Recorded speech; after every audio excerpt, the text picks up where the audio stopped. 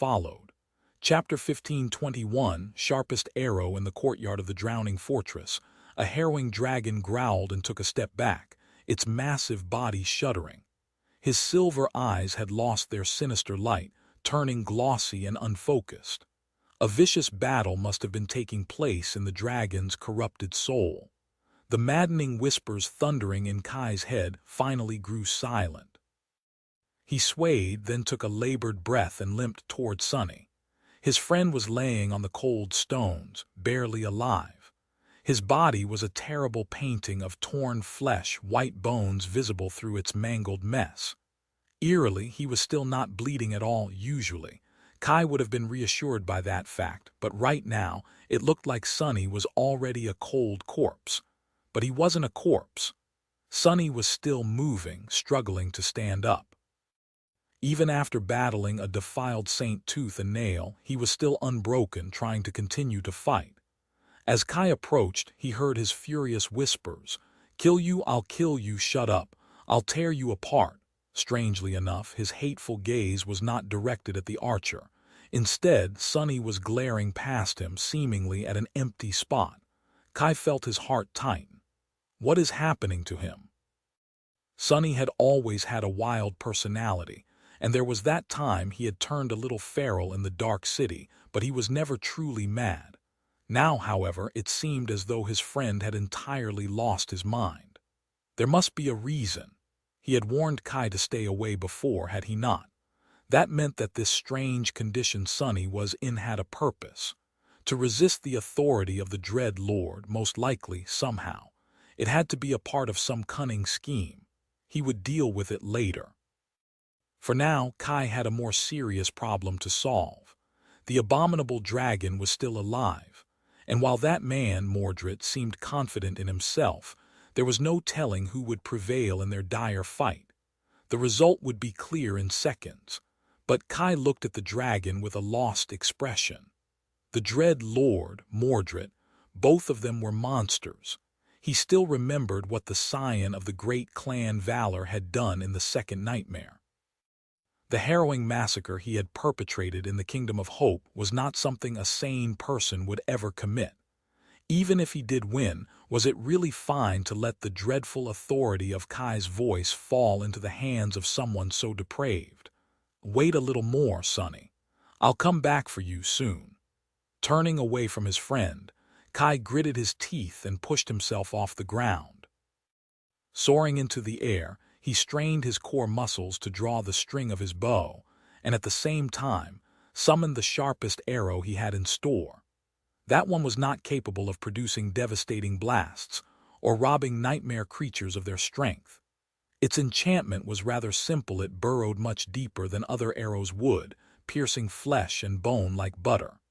The drawback was that the arrow was flimsy and fragile. It was disobedient and slow, too, so hitting anything with it was a tough task. More than that, its tip would shatter against any kind of armor, therefore. It wasn't easy to make use of the insidious enchantment. But now that the abominable dragon was nearly paralyzed by the battle happening within its soul, Kai had a chance. Of course, the battle could end at any moment. It could even end right now, leaving him defenseless in front of the terrifying dragon. Nevertheless, he brought himself right to the dragon's maw and looked into the dragon's silver eyes. Then Kai activated his ascended ability and uttered a command. He wasn't addressing the Dreadlord, however. He was addressing himself. Kill him. Suddenly, a fierce strength filled his broken body, and a cold, frightening will flooded his mind. Raising his bow, Kai aimed carefully and sent an arrow flying straight through the Dreadlord's radiant eye. The distance was too short for it to stray off course, and there was no armor in the way to make the tip break. The insidious arrow slid into the dragon's eye, pierced through it, and burrowed deep into the creature's brain. It had been shot from a transcendent bow of the 5th tier by the hand of a master, and so the havoc it wreaked inside the Dread Lord's head was truly gruesome. His body had been battered in the battle against Sunny, and his soul had been weakened by the battle against Mordred of Valor. The dragon shuddered and let out a terrible groan. Blasted by that groan, Kai was thrown back and crashed into the pile of stone rubble far below. Above him, the dread lord convulsed, a fountain of silver blood shooting from his open maw. His head drew an arc in the air, and then the mighty dragon toppled and fell heavily to the ground, his silver eyes growing dim. This time forever. Barely conscious, Kai heard the spell whisper into his ear. You have slain a corrupted tyrant, hideous ruler of the empty sky. You have. Consumed by pain, he didn't hear the rest. He did, however, hear a terrible scream. Turning his head, Kai saw a human figure rolling on the ground in agony. It was Mordred, the scion of valor, missing a hand and covered in blood. There was something terribly wrong with that lunatic, though. His face, which had seemed to be incapable of showing earnest emotions, was now twisted by a terrible grimace, an eerie darkness devouring his eyes. Letting out a stifled groan, Mordred clutched at the stones and crawled to the nearby puddle. Reaching it, he thrust his hand into the water, into his own reflection, and tore something from within his chest, then threw it away. The thing looked like a soul shard, a piece of a mirror. Hitting the ground, the mirror shard suddenly rippled and turned into a vague figure. That figure then turned into a perfect copy of Mordred, a reflection created by ripping one of his cores out of his soul. There was something terribly wrong with that reflection, though. As Kai watched, stunned, the visage of Mordred was twisted and deformed, tendrils of vile darkness sprouting from within it. The ghastly creature suddenly looked incredibly threatening and sinister, a frenzied smile blooming on its bloodied lips. It was as though he was watching a seed of corruption bloom, turning the human into a nightmare creature right in front of his eyes. Still on the ground, Mordred whispered a quiet curse. That was truly unpleasant. He did not look capable of fighting the defiled reflection, though, in that wretched state. Kai was laying in the rubble, his body broken and mangled, so he was not much better. Sunny was still writhing on the ground, trying to stand up, but he was the most corpse-like of them three. I must protect him. Kai tried to move, but a surge of pain sent him crashing back down on the sharp stones. A short yelp escaped from his lips. With unwanted tears in his eyes, he looked up and saw the vile reflection walking toward his friend. Its missing hand had sprouted terrible glass claws, and its jaw was unhinged, twisted fangs growing through the mangled flesh. No! Before the creature could reach Sunny, though, a slender rapier pierced its chest, and a radiant hand grasped its head. In the next moment, the reflection was illuminated from inside by a pure white light. Smoke rose from its open mouth and charred holes where its eyes had been just a moment ago, filling the air with the revolting stench of burned flesh. Then, a net of cracks covered the creature's body, and it shattered like a glass sculpture. Behind it, the figure of Changing Star was revealed, looking down with an emotionless expression. Sparks of pure white flame danced in her cold gray eyes, and she somehow seemed both the same and different from the last time Kai had seen her, back in the nightmare desert.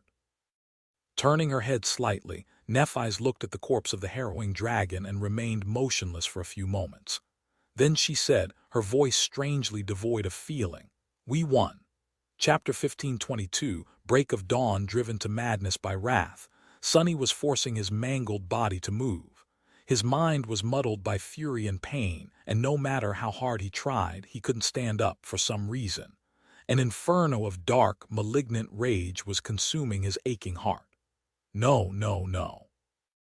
The dragon, the hateful worm, was laying dead on the wet stones stolen from him.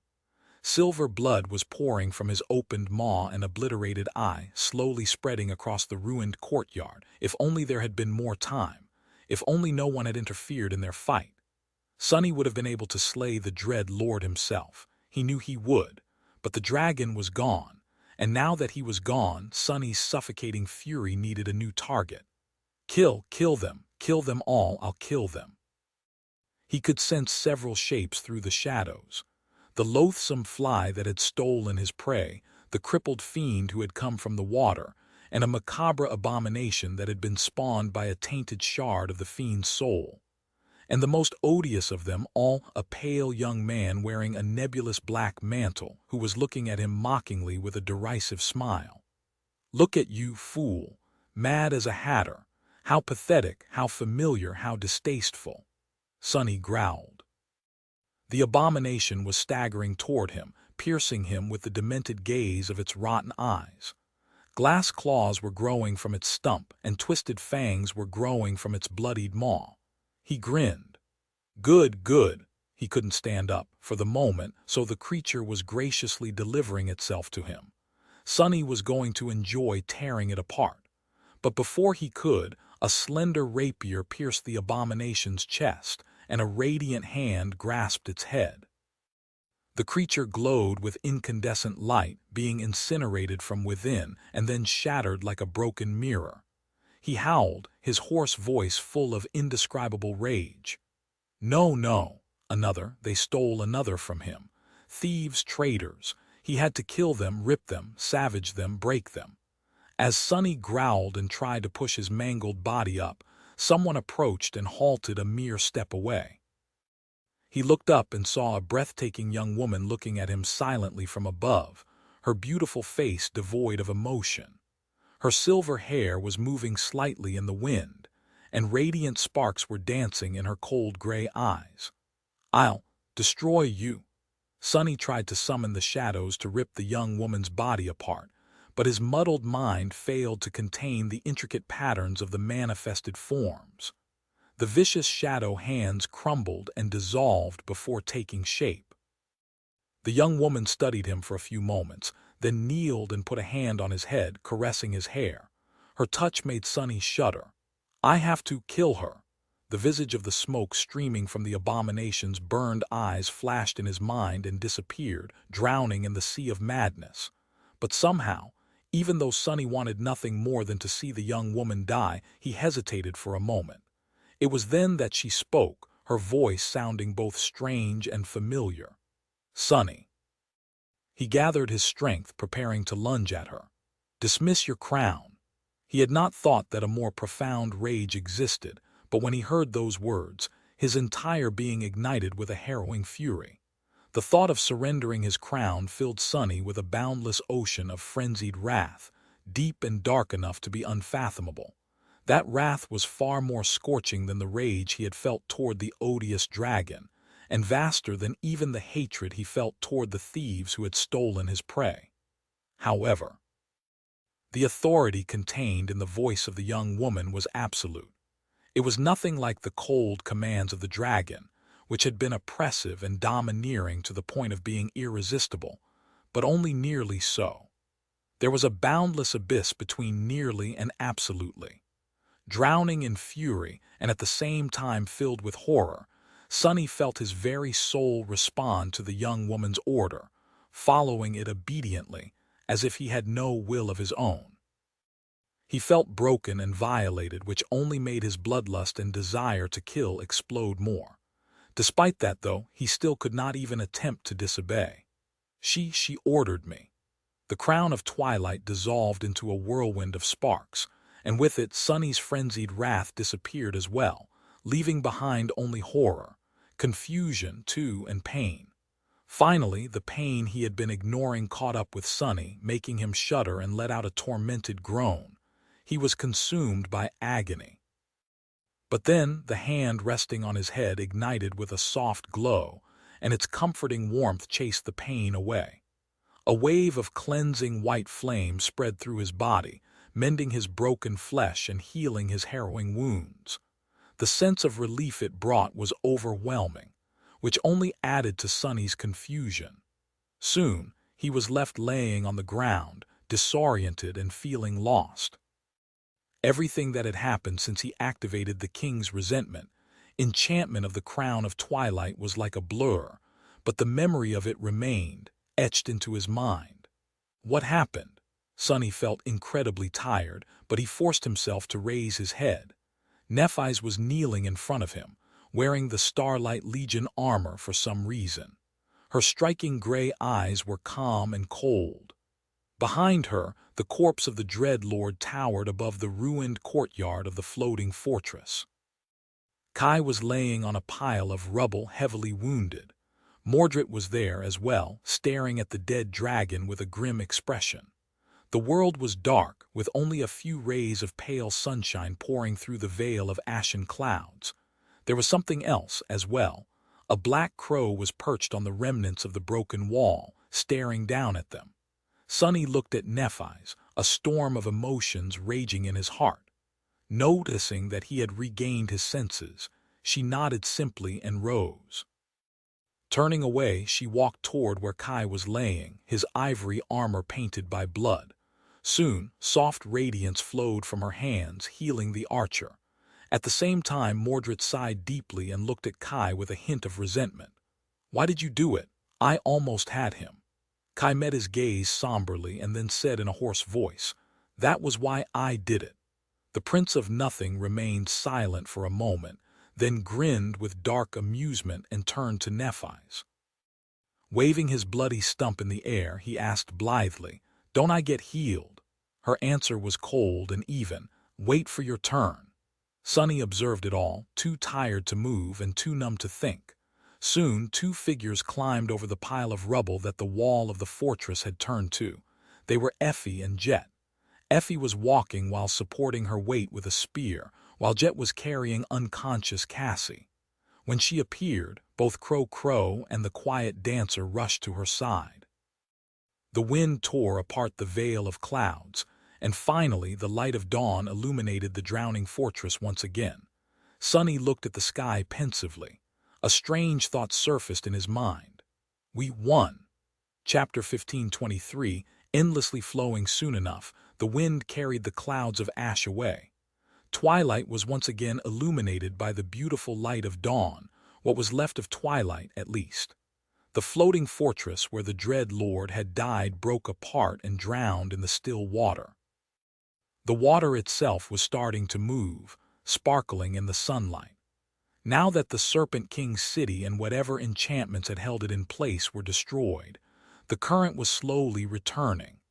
Soon enough, the current would carry it all the blackened ruins of Twilight, the corpses of the defiled that had stormed it, and the broken ships of its fallen defenders to the edge, then throw them into the lightless abyss that lay beyond it, where they would never be found or seen again, unless someone braved the void and reached the very bottom of Ariel's dreadful world, erasing all signs that Twilight had ever existed from the endlessly flowing surface of the great river, until the next cycle came.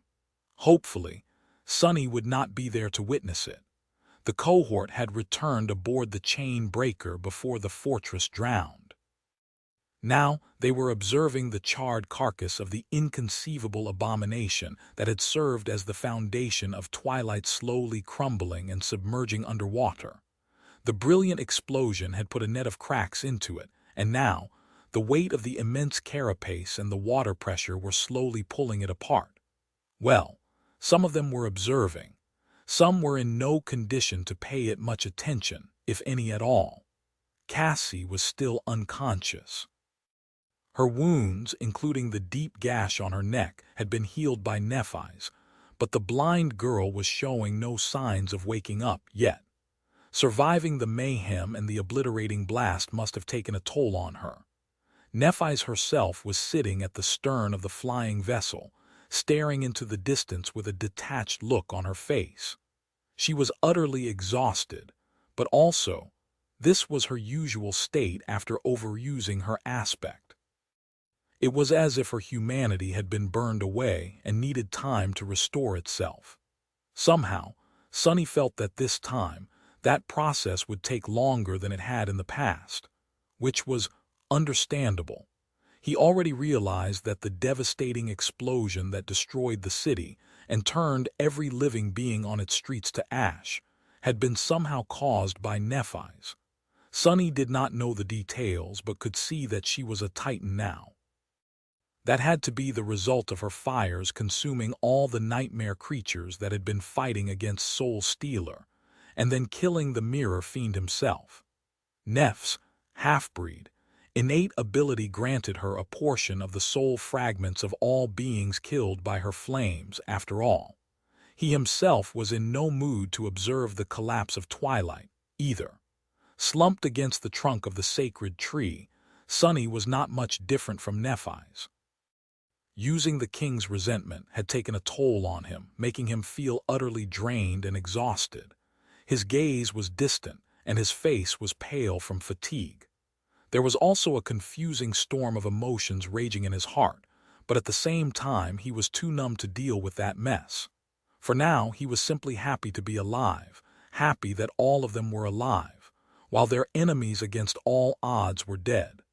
Saint, Fiend, and Nightmare were guarding the ship, and keeping an eye on Mordred in case the bastard decided to do something malicious.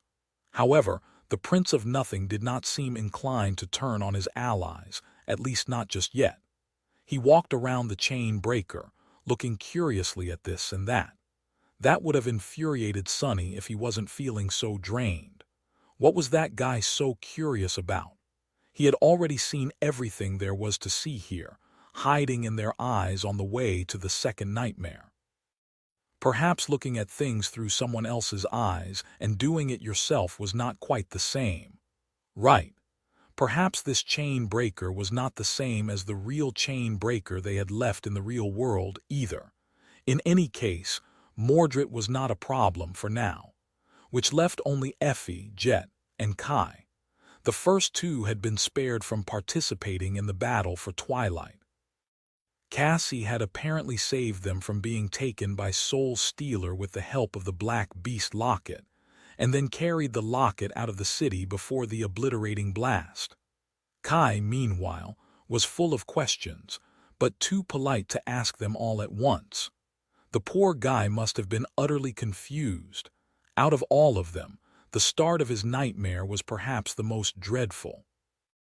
As a result, the three were standing at the railings, looking at the blackened corpse of Twilight and talking quietly between themselves. Kai's expression constantly changed between stunned, expressionless, and mortified. Look at him, emoting so much weight. He was the one who killed the Dread Lord, wasn't he? Damn. If I had a credit for every time Kai killed a dragon, I would have 2 credits now. Strange. Sunny studied the face of his friend for a few minutes, considering if he had to apologize for trying to kill him. Kai had blown up his shadow shell too, so they were probably even. In any case, this dilemma seemed too tiring and complicated to consider right now. Looking away, Sunny turned his full attention to the wood grain of the chain breaker's deck. Everything had gone wrong in Twilight. He had failed, but also prevailed in a sense. Soul Stealer was dead. The Dread Lord was dead, too. The army they had hoped to recruit was dead as well, and Nephi's had used the shadow bond to cure Sunny from madness, but still, she had broken her promise, again, and saved him again. What a mess. Tired and confused, he closed his eyes and lowered his head to the root of the sacred tree. He just wanted to sleep. The problems, messy as they were, could wait until tomorrow. Chapter 15:24. Bitter, sweet. By the time Sunny woke up, it was night. Even this place of endless dawn had a night, just like the crimson expanse of eternal dusk had one. However, nights were short and fleeting at the edges of the great river. Before he knew it, the 7 suns were already rising again. The world became painted by the soft colors of the breaking dawn. With a sigh, Sunny rubbed his eyes and sat up. He felt strangely great. His body was in perfect shape because of Neph's healing flames, and his mental energy had been restored with the help of the Shroud of Dusk after having a good sleep. Nightmare had also guarded his dreams, as well as the dreams of everyone else aboard the chain breaker, here in the pyramid built by the Demon of Dread, that alone was more important than one would think. Great! Nevertheless, his good mood was diminished when he remembered what had transpired in Twilight. I should probably be happy, right? Beyond himself, even, and he was to an extent. 2 of the most dangerous enemies there were in the tomb of Ariel had been slain, so why wouldn't he? Finally, The end of this nightmare did not seem so distant as to be impossible anymore. Salvation was within reach, already visible far in the distance, just like the first rays of the rising suns were, shining from beyond the horizon to break the reign of night. But Sunny couldn't feel completely happy. That victory of theirs had been too perilous, almost turning into defeat. In fact, it should have been a defeat if not for a couple miracles. Other than that, he was not happy with himself personally. Sunny had accomplished a few astonishing feats during the battle for Twilight, reaching the throne room of the Serpent King's palace, lifting the curse of frozen time, resisting the authority of the Dread Lord, fighting the defiled saint almost to a standstill while being inhabited by madness, and even realizing the full potential of his current level of mastery over shadow dance. What other master could boast that they were not only capable of transforming themselves akin to a saint, but were also not limited to a single static form, turning into monstrous serpents, winged horrors, and dreadful beasts? Truly, the depth of his divine aspect was slowly starting to put the entire hierarchy of Awakened under question. Most of the things Sunny had done yesterday, nobody else could have accomplished. And without him there, the cohort would have undoubtedly perished. And yet, in the end, he had been defeated. He had been defeated by the Dread Lord, and he had been defeated by the King's resentment, enchantment of the Crown of Twilight. Most of all, he had been defeated by his own lack of foresight and knowledge. He was only alive by chance. Knowing that did not feel great at all. Sunny sighed. Well, one can't win every time. He knew that such thoughts were immature and childish. He had long realized, after all, that his allies were a part of his power.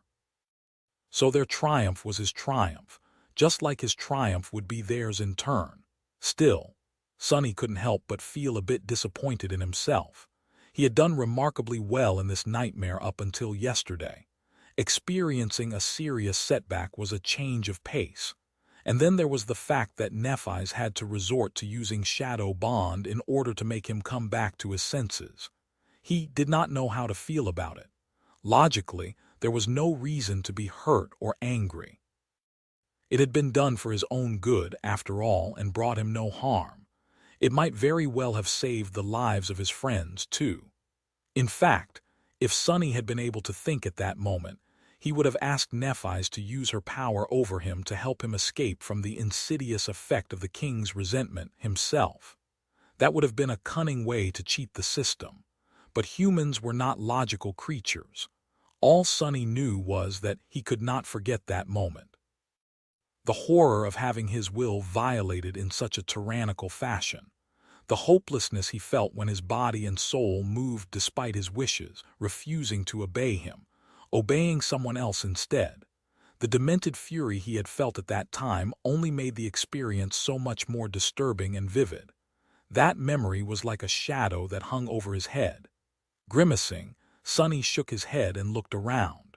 A moment later, his expression soured. He noticed a pair of hateful eyes glaring at him from a few meters away. The sin of Solace was back, looking at him mockingly. Finally awake, are you? So, how does it feel to be? Shut up. Sunny did not let the sword wraith finish and stood up, deciding to go find the other members of the cohort. Nephi's was still in the strange state of having had her reserve of humanity burned away by the terrible torment of her flaw. Usually she would have already been up and about, preparing breakfast for the cohort, but today, that did not happen. Instead, Nephi's was simply meditating at the stern of the chain breaker, unmoved and unbothered by anything. The other members of the cohort had chosen not to disturb her. There was a tantalizing smell spreading through the air. Effie had taken it upon herself to cook up a feast, using the supplies stored in the cargo hold of the flying ship without sparing any of the ingredients. Sunny heard his stomach growl and realized how hungry he was. Soon, all of them, even Nephi's, had gathered on the mess deck, sitting around a table. Cassie had regained consciousness but was still pale.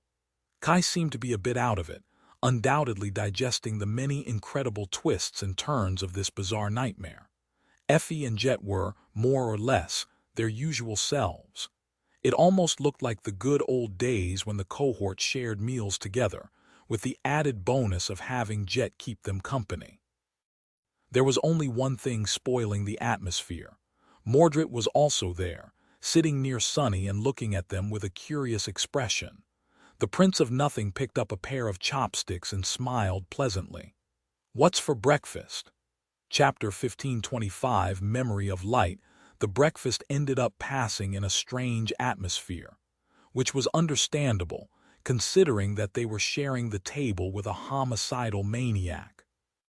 Mordred was nothing but amiable and pleasant, but it was exactly his disarming charm that made everyone feel disturbed and uncomfortable. After all, they all knew what the Prince of Nothing was capable of, some better than others. Mordred was not the only one who made the conversation feel stifled, though. Nephi's was still detached and impassive. Cassie was keeping quiet, as if she had forgotten how to speak. Sunny was not in the mood to talk, either, concentrating on his food. Kai was deep in thought, still struggling to come to terms with what he had learned from Effie and Jet. After a while, all 7 of them were more or less done with the meal. In the silence that followed, Effie glanced around the table. "So," she leaned back and smiled. "Is anyone going to explain what the hell happened in that damned city?" Sunny looked at her somberly. So did Nephi's, and Mordred, the former without any emotion, the latter with a hint of amusement. At that moment Jet stretched her legs, crossed them comfortably, and nodded.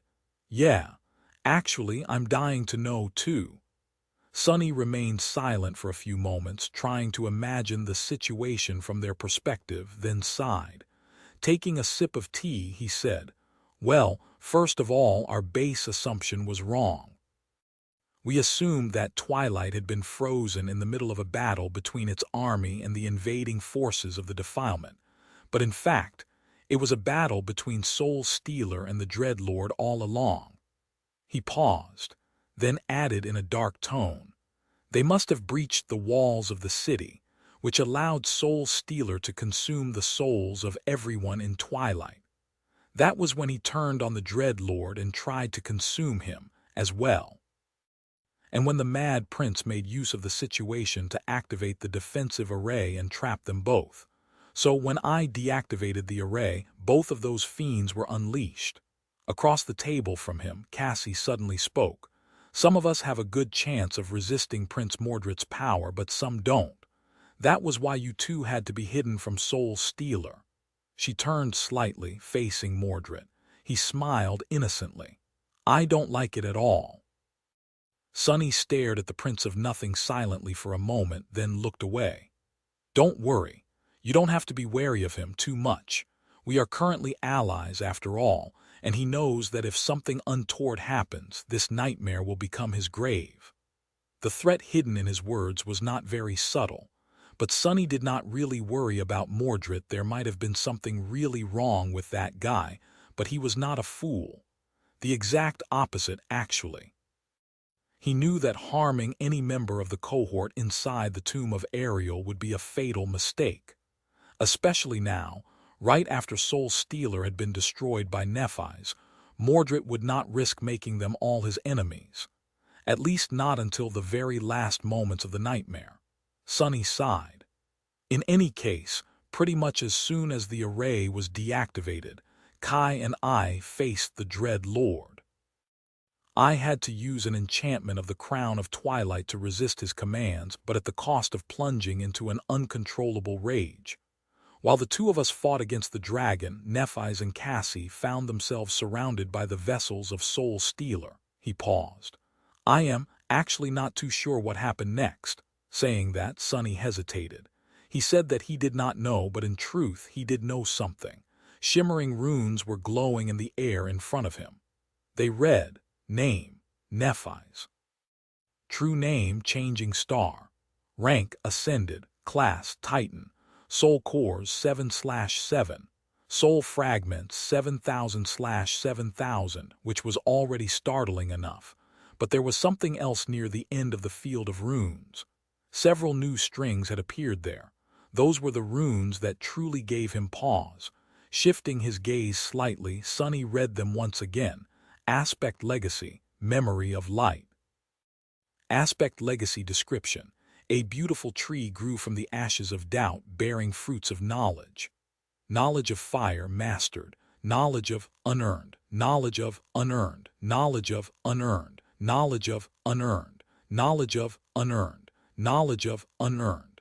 There were 7 strings in total, with only one of them revealed and described as mastered. So, whatever happened to Nephi's in Twilight had not only allowed her to become a Titan, but also unlocked her aspect legacy. And that aspect legacy was more than a little bit strange, seemingly granting some sort of knowledge instead of relics. Sonny would lie if he said that he wasn't interested in learning what had happened. He looked at Nephi's, hoping that she would explain at least something. She remained silent for a few moments, then shrugged indifferently. I tried to make my way to the palace, but Soul Stealer stood in my way. Facing defeat, I made a breakthrough and conceived of a new way of using my aspect. Just like you had conceived of using yours to take shapes of powerful creatures. So, I used one of my soul cores as fuel and destroyed it to unleash a conflagration of soul flame. Sonny stared at her incredulously. On paper, what Nephi said made sense. He had indeed managed to deepen his understanding of his aspect and create techniques like Shadow Shell and Shadow Incarnation, thus becoming more powerful while remaining of the same rank. In a similar fashion, Nephi's could have deepened her understanding and reached new heights of power, but there was a piece of the puzzle missing. So, your aspect allows you to burn your own soul and use it as fuel, but why was the explosion so immense and destructive? She looked at him impassively. My soul essence is especially potent, as you know. The explosion would have been devastating regardless. But yes, there was another element as well. It was sorcery. Sonny raised his eyebrow, hiding how perplexed he was. Sorcery, Nephi's nodded. Yes, the sorcery of names. I used the name of wind to fan the flames burning across Twilight and absorbed them. Then I ignited my soul and whispered the name of fire. You saw the rest. In the end, all vessels of Soul Stealer were destroyed. The remnants of the defiled horde were destroyed as well, allowing me to reform the Terror Core and form a new one. She paused for a moment. With nowhere else to run, Soul Stealer was forced to enter my soul. I burned him. Her even tone and motionless face made it seem as though destroying a corrupted Titan, millions of his puppets and thousands of nightmare creatures in one fell swoop was nothing out of the ordinary. The rest of them stared at Nephi's in stunned silence. In the end, Effie grinned. Good job, Princess. Let's be friends, okay? Sonny was thinking about something else. Knowledge of fire. He had an inkling of what the knowledge Nephi's had received from her aspect legacy was. It had to have contained the true name of fire at the minimum. Of every kind of fire there was, perhaps. It must have also elevated her already unmatched affinity to flame to entirely new heights. Nephi's, meanwhile, looked at Effie with a hint of confusion in her striking gray eyes. Aren't we already friends? The huntress chuckled and raised her thumb up. Chapter 1526, Tempered in Flame. Nephi's tilted her head, remained silent for a few moments, then said, I received a fair number of memories, too, sadly, not nearly as many as one would have expected, considering the death toll of the explosion. Still, there is at least 1 or 2 for each of us. We can distribute them later. With that, she turned to Sonny. That is what happened to Soul Stealer. What happened to the Dread Lord, though? How were the 3 of you able to kill him? He lingered for a bit.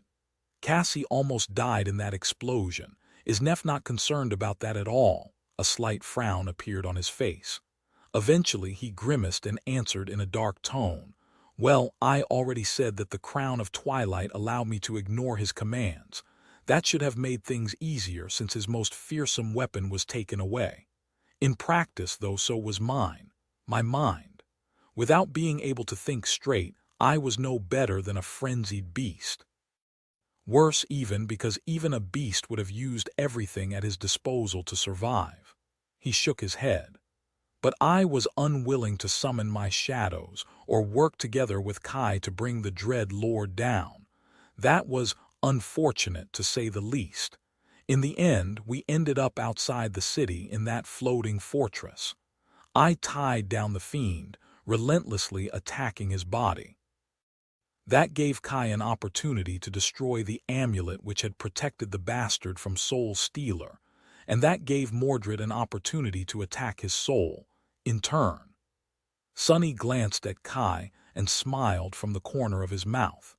The Dread Lord was paralyzed for a few seconds, and our resident dragon slayer used those seconds to drive an enchanted arrow through his brain. That was how the three of us, but mostly Kai, managed to kill him. Kai had also prevented Mordred from taking possession of the Dread Lord's body, which would have undoubtedly given the Prince of Nothing ideas. Right now, he could be trusted not to turn on them because he needed Nephi's to destroy the first Seeker. If Mordred had the power to subjugate her with the authority of the dragon's voice, though, who knew what he would have done? In hindsight, Kai's decision to not wait for the results of the soul battle might have saved them all. Sunny gave Mordred a somber look. Gods. How did I end up on the same team as that guy? Noticing his gaze, the Prince of Nothing smiled. Oh, I would have killed the Dread Lord myself, probably. There was a little problem. You see, a seed of corruption somehow ended up blooming in my soul. Luckily, I managed to extricate the infected part and turn it into a reflection before the disease spread. So I am back to being a mere beast. Alas. Now it was time for them to stare at Mordred. What the hell? Who talked about becoming infected with corruption, cutting up their own soul, and turning the contaminated portion of it into an external entity in order to heal themselves. What insanity was that?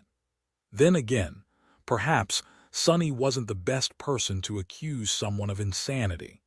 He was currently living out the devious plan concocted by his past defiled self, after all. While he was contemplating whether any of the 7 people present on the mess deck could be called sane, Jet smiled and winked at Kai. Congratulations, Ascended Nightingale. Welcome to the club, the I Killed Myself Club. No, that doesn't sound right. Let's call it the Other Side Club. You know, for people who killed the other, evil version of themselves. She yawned lazily and summoned a wisp of mist, making it swirl around her fingers. So, did you unlock your aspect legacy as well? Or at least received a powerful memory? Oh, you could have received an echo even. Having an echo of yourself would be really weird, right? Everyone looked at Kai, imagining him having an echo of himself. He coughed awkwardly. No, I did not unlock my aspect legacy or receive a memory or an echo. Actually, something strange happened. He hesitated for a moment. I seem to have received an attribute instead. The Dragon Slayer attribute. I am not quite sure what it does. Sunny tilted his head, slightly bewildered. So, it's an actual attribute. What does the description say? Kai seemed to blush a little. You know, something about being forged in battle, tempered in flame, and quenched in dragon blood, stuff like that. Sunny stared at him incredulously. Well, damn. I bet the spell was generous on the compliments, too. In any case, Kai's new attribute had to have made his friend stronger. Considering the description, it most likely had something to do with durability and elemental resistance. Maybe there was a deeper layer to it. The truth would come out in time. Good. That was good. The cohort was finally assembled, and most of the members had already grown stronger. Nephi's had received a collection of powerful memories, as well. Considering the strength of the nightmare creatures of the defiled legion, many of them would be of the transcendent rank. Sunny still had 5 supreme soul shards stored in the covetous coffer, so he would be able to elevate some of those memories to the supreme rank as well. The cohort would be ready to face Verge and Torment. The only plague that remained. Was that by accident or the result of someone's intent? The will of the Mad Prince, or Torment's own? Sunny did not know, but suspected that one of those two, or maybe even both of them, had harbored plans for Verge behind the Dread Lord's back.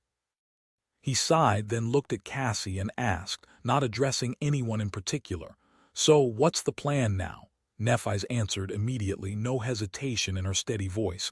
"What else? We sail for Verge, of course." Then she turned to Cassie and asked, "What is the fastest way we can get there?" The blind girl hesitated for a moment. "I'll have to check." She stood up and left, soon returning with a heavy crate. The stone slates they had recovered in the drowned temple of the defiled Sybil were stored there. It took Cassie some time to lay the slates out on the table, reference them, and come up with an approximate route. In the end, she pointed to a particular slate. There, the shape of a graceful castle was etched. It seems that the fastest way to Verge is to simply sail downstream and keep going until we almost reach the dawn of time. However, the blind girl put two slates that did not seem to have anything in common together. With what we know about the shape of the great river now, we can save a lot of time by simply crossing it, sailing past the western edge and braving the inner void. That way, we should be able to bypass most of the journey into the past and land near Verge directly. A strange silence settled on the mess deck. Nephi studied the stone slates for a while, then nodded. "This will take us close to Fallen Grace first. Let's stop there on the way, then, before departing for the final battle." She looked at them, her gaze lingering on Sunny for a few extra moments. Eventually, she said, "If there are no objections." He might have been mistaken, but it seemed as though at least a hint of liveliness had returned to her voice. Well, the words liveliness and Nephi's did not really go together, but it was a great relief to see that her humanity was slowly coming back. She was even interested in their opinions, his opinion in particular. At least it seemed that way. Sunny sighed. "What else is there to do? If we want to escape this nightmare, Verge is the only way," he shrugged. "No objections from me." The others did not have any either. After a few moments of silence, Nephi's nodded. "Onward to Verge, then." Chapter 15:27. Leaving Twilight, the chain breaker left the drowning remains of Twilight behind and turned away from the rising suns.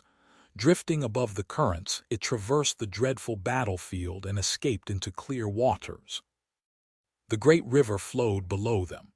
By now, the sight of the world in constant motion was both familiar and calming.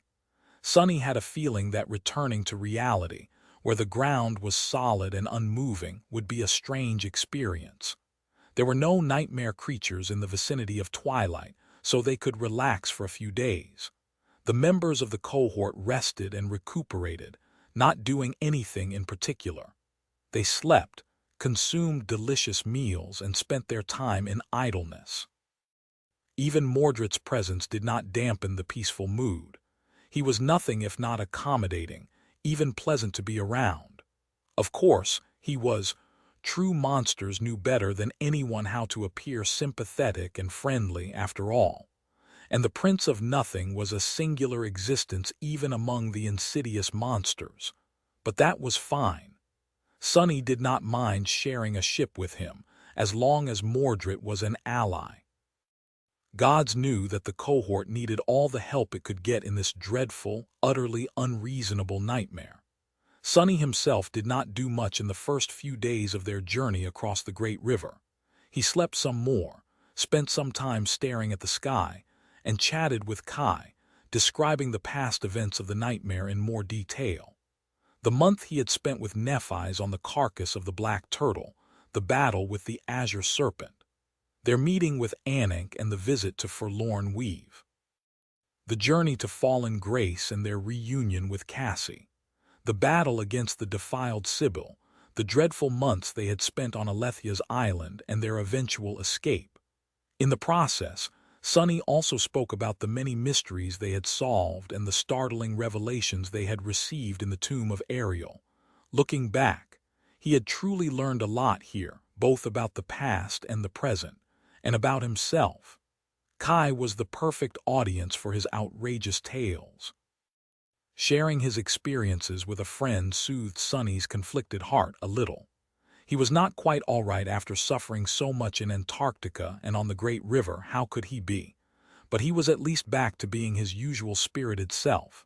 Almost. There was still the issue of what had happened at the end of Twilight to deal with. If there was a way to deal with that, even. Sunny felt that he at least owed it to himself to have a talk with Nephi's, pointless or not. But with Nephi's being in that strange, dispassionate state, talking with her about deeply emotional issues did not seem like a good idea. She was slowly recovering, at least. So, Sunny decided to wait until she was back to her usual self before broaching the topic. With that, there was nothing for him to do. Eventually, the chain breaker traveled far away from Twilight. They were still bathed in the beautiful blaze of the endless dawn, but the waters the graceful ship was braving had imperceptibly changed. They were surrounded by danger once more. From here onward, there would be untold horrors hiding beneath the waves once more. The radiant sky would harbor terrifying abominations once more. And so, the members of the cohort would have to maintain vigilance at all times once more, ready to fight for their lives. The mood aboard the chain breaker subtly changed. That said, strangely, Sunny was not too concerned. Perhaps it was arrogance, but looking at the 7 people gathered on the graceful ship, he felt confident in their chances of at least reaching Verge unharmed. Had there ever been a more deadly cohort of masters? Surely not. Kai and Effie were veterans of both the Forgotten Shore and the Antarctic campaign, with plenty of incredible feats under their belts. Soul Reaper Jet was one of the most feared individuals in the world, with even saints being wary of her sinister blade. Cassie was someone whose lethality could not even be evaluated by mundane means. And then there were Sunny, Nephi's, and Mordred, the 3 wielders of divine aspects unheard of in history. Their individual power was already outside the scope of what masters were supposed to be capable of, and when put together, if anything, Sunny should have felt concerned for their enemies. Speaking of Mordred, Sunny had wished to avoid him entirely, but having access to the well of knowledge the Prince of Nothing possessed was simply too tempting. Granted, the bastard lied as easily as he breathed, so anything he said had to be taken with a grain of salt. In fact, as a rule of thumb, nothing Mordred said could be trusted. But Sunny still wanted to ask him a few questions, especially those that almost no one else could answer. Mordred could usually be seen at the bow of the chain breaker, where Saint stood guard with Morgan's warbow in her hands. He seemed to be very interested in the graceful stone knight, or maybe the bow she held. In any case, he could be found there most of the time. Sunny left his usual spot under the branches of the sacred tree, walked past Anank's Ketch, and approached the Prince of Nothing. Sensing his gaze, Mordred looked up. "Ah, Sunless, what a pleasant surprise. Did you want something?" Sunny glared at him for a few moments, then sighed and summoned the shadow chair. Noticing it, Mordred raised an eyebrow as if remembering something unpleasant. "Oh." Sitting down, Sunny remained silent for a bit, then said evenly, "Yeah, I did want something, just to chat for a bit." He glanced at Mordred and asked, trying to keep his tone devoid of hostility, "So, how is Ravenheart treating you?" The Prince of Nothing gave him a curious look. "Ah, you know. The weather is not great, but the people are really charming. Well, you've met Sation and Beastmaster, so you must have an idea. It's like I'm living in a flower garden." Sunny smiled, nodded, and asked cordially, I see, so what are the sovereigns up to? Are they really going to abandon the waking world?" Chapter 1528, New Eden. Mordred studied him with a neutral expression. Then he smiled pleasantly. "How should I know? Am I a sovereign?" Sunny stared at him silently for a few moments. Eventually, he shook his head. "No, but you are a son of one, was raised by another, and currently serve the third. If you don't know, then who would?" Mordred laughed. "Well, if you put it like that, it does sound like I should know. However, Sunless, you seem to be mistaken about something. The thing is, I don't care to know. Why should I care about the waking world? Whatever happens to it has little to do with me." Sonny frowned.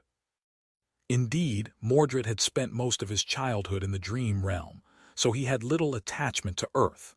More than that, he was not someone who would care about the lives of hundreds of millions of innocent people, let alone feel inclined to do something to save them. All Mordred cared about was his revenge against the great clan Valor.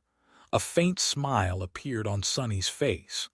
"Sure, you might not care about the waking world, but you do care about your father's plans, at least as far as to be able to try and ruin them better. So cut the crap and just tell me what you know, if you don't mind." Mordred stared at him with amusement for a while, then sighed and shook his head. "Well, why not? But I'm afraid that you are overestimating me. I really do not know what my father and the Queen of Worms are planning. I am not exactly on speaking terms with the former, and the latter does not trust me enough to share such secrets. All I know is that they are serious about having a war with each other. That was why I joined Kai Song." He lingered for a moment and added, his voice losing its usual lightheartedness, "I'll warn you, though, don't presume to understand the sovereigns, Sunless. You might think that you have them figured out, but you don't. They are far older than we are and far more powerful. They are also not some cardboard villains. My father, Kai Song, and the third one are the most exceptional individuals of their generation, or maybe even of all generations. They did not end up on their thrones by accident." Sonny looked at him somberly. "What are you trying to say?" Mordred shrugged with a smile. "I'm just saying that you might find it hard to understand their plans. Abandoning the waking world. Well, that surely sounds like something they would do. But if you think about it, why would they do that? Even if the sovereigns only care about the dream realm, they still need Awakened to populate it. And Awakened cannot exist without mundane people. You can't make an omelet without breaking eggs, and you can't get a stable supply of eggs without a poultry farm. Something like that." Sonny remained silent for a while, thinking about what Mordred had said. Although the terms he used were very cynical, the underlying message held true. Indeed, there had to be an immense population of mundane people for a comparatively small amount of Awakened to emerge. If the waking world was indeed destined to be consumed by the dream realm, the sovereigns could not allow themselves to abandon it completely before that happened, which went against what Sonny had learned about them before. He frowned, feeling confused. Eventually, Sonny shook his head and asked, his voice somber, "What about the third one? Asterion, what does he want?" As soon as those words were spoken, Mordred's smile dimmed, growing strangely forced. He leaned forward slightly. "Sunless, do me a favor, try not to speak that name aloud, otherwise he might actually hear you." Sonny blinked a couple of times, staring at him incredulously. "Come on, really." Mordred let out a long sigh, then shook his head reproachfully. "I'm not saying that to scare you, I'm just telling the truth. The old man, his powers are a bit beyond comprehension. If you feel threatened by Kai Song or my father, wait till you meet him. Better yet, hope that you never will." Sonny leaned back, crossing his arms. "What's so scary about him? If he's so powerful, why isn't he participating in this war Song and Valor started? Where is he? Come to think of it, where does he come from? There is almost nothing written about him in the history books. Is he a legacy? Does he have a clan? An army?" Mordred shrugged. "The thing you need to understand about him is that his domain is different from those of the other two. Yes, domains can be different in nature. Most are like what my father and Kai Song possess, territorial. That is why Valor and Song are fighting over territory, but not his. His is more of an idea than a place."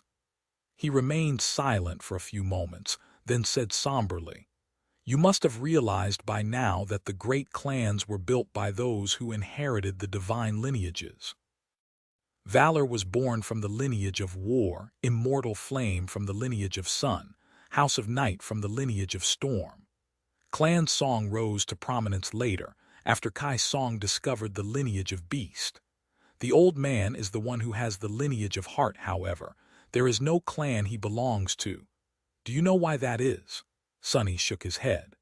The lineage of Heart God was also the god of souls, as well as emotions, memory, hunger, and growth. What kind of aspect could Asterion possess then? What powers did he wield? What was the nature of his domain? Mordred took a deep breath, then smiled. Well, it's because he does not come from the legacy clans. Legacy clans have been in power since before we were born, so we are conditioned to assume that it has always been like that. But in fact, there were many powers competing for the right to shape the world as they saw fit, back in the chaotic time after the spell first descended. Some more terrible than others. The old man is the last remnant of one of those vanquished powers. Sonny remembered hearing about that. From what he knew, the current system with the government and the legacy clans maintaining the world order together was established after several other fringe factions had been defeated by the first legacies.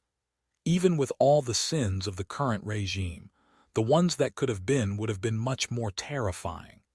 At least that was what he had been told by Wake of Ruin. Mordred lingered for a moment.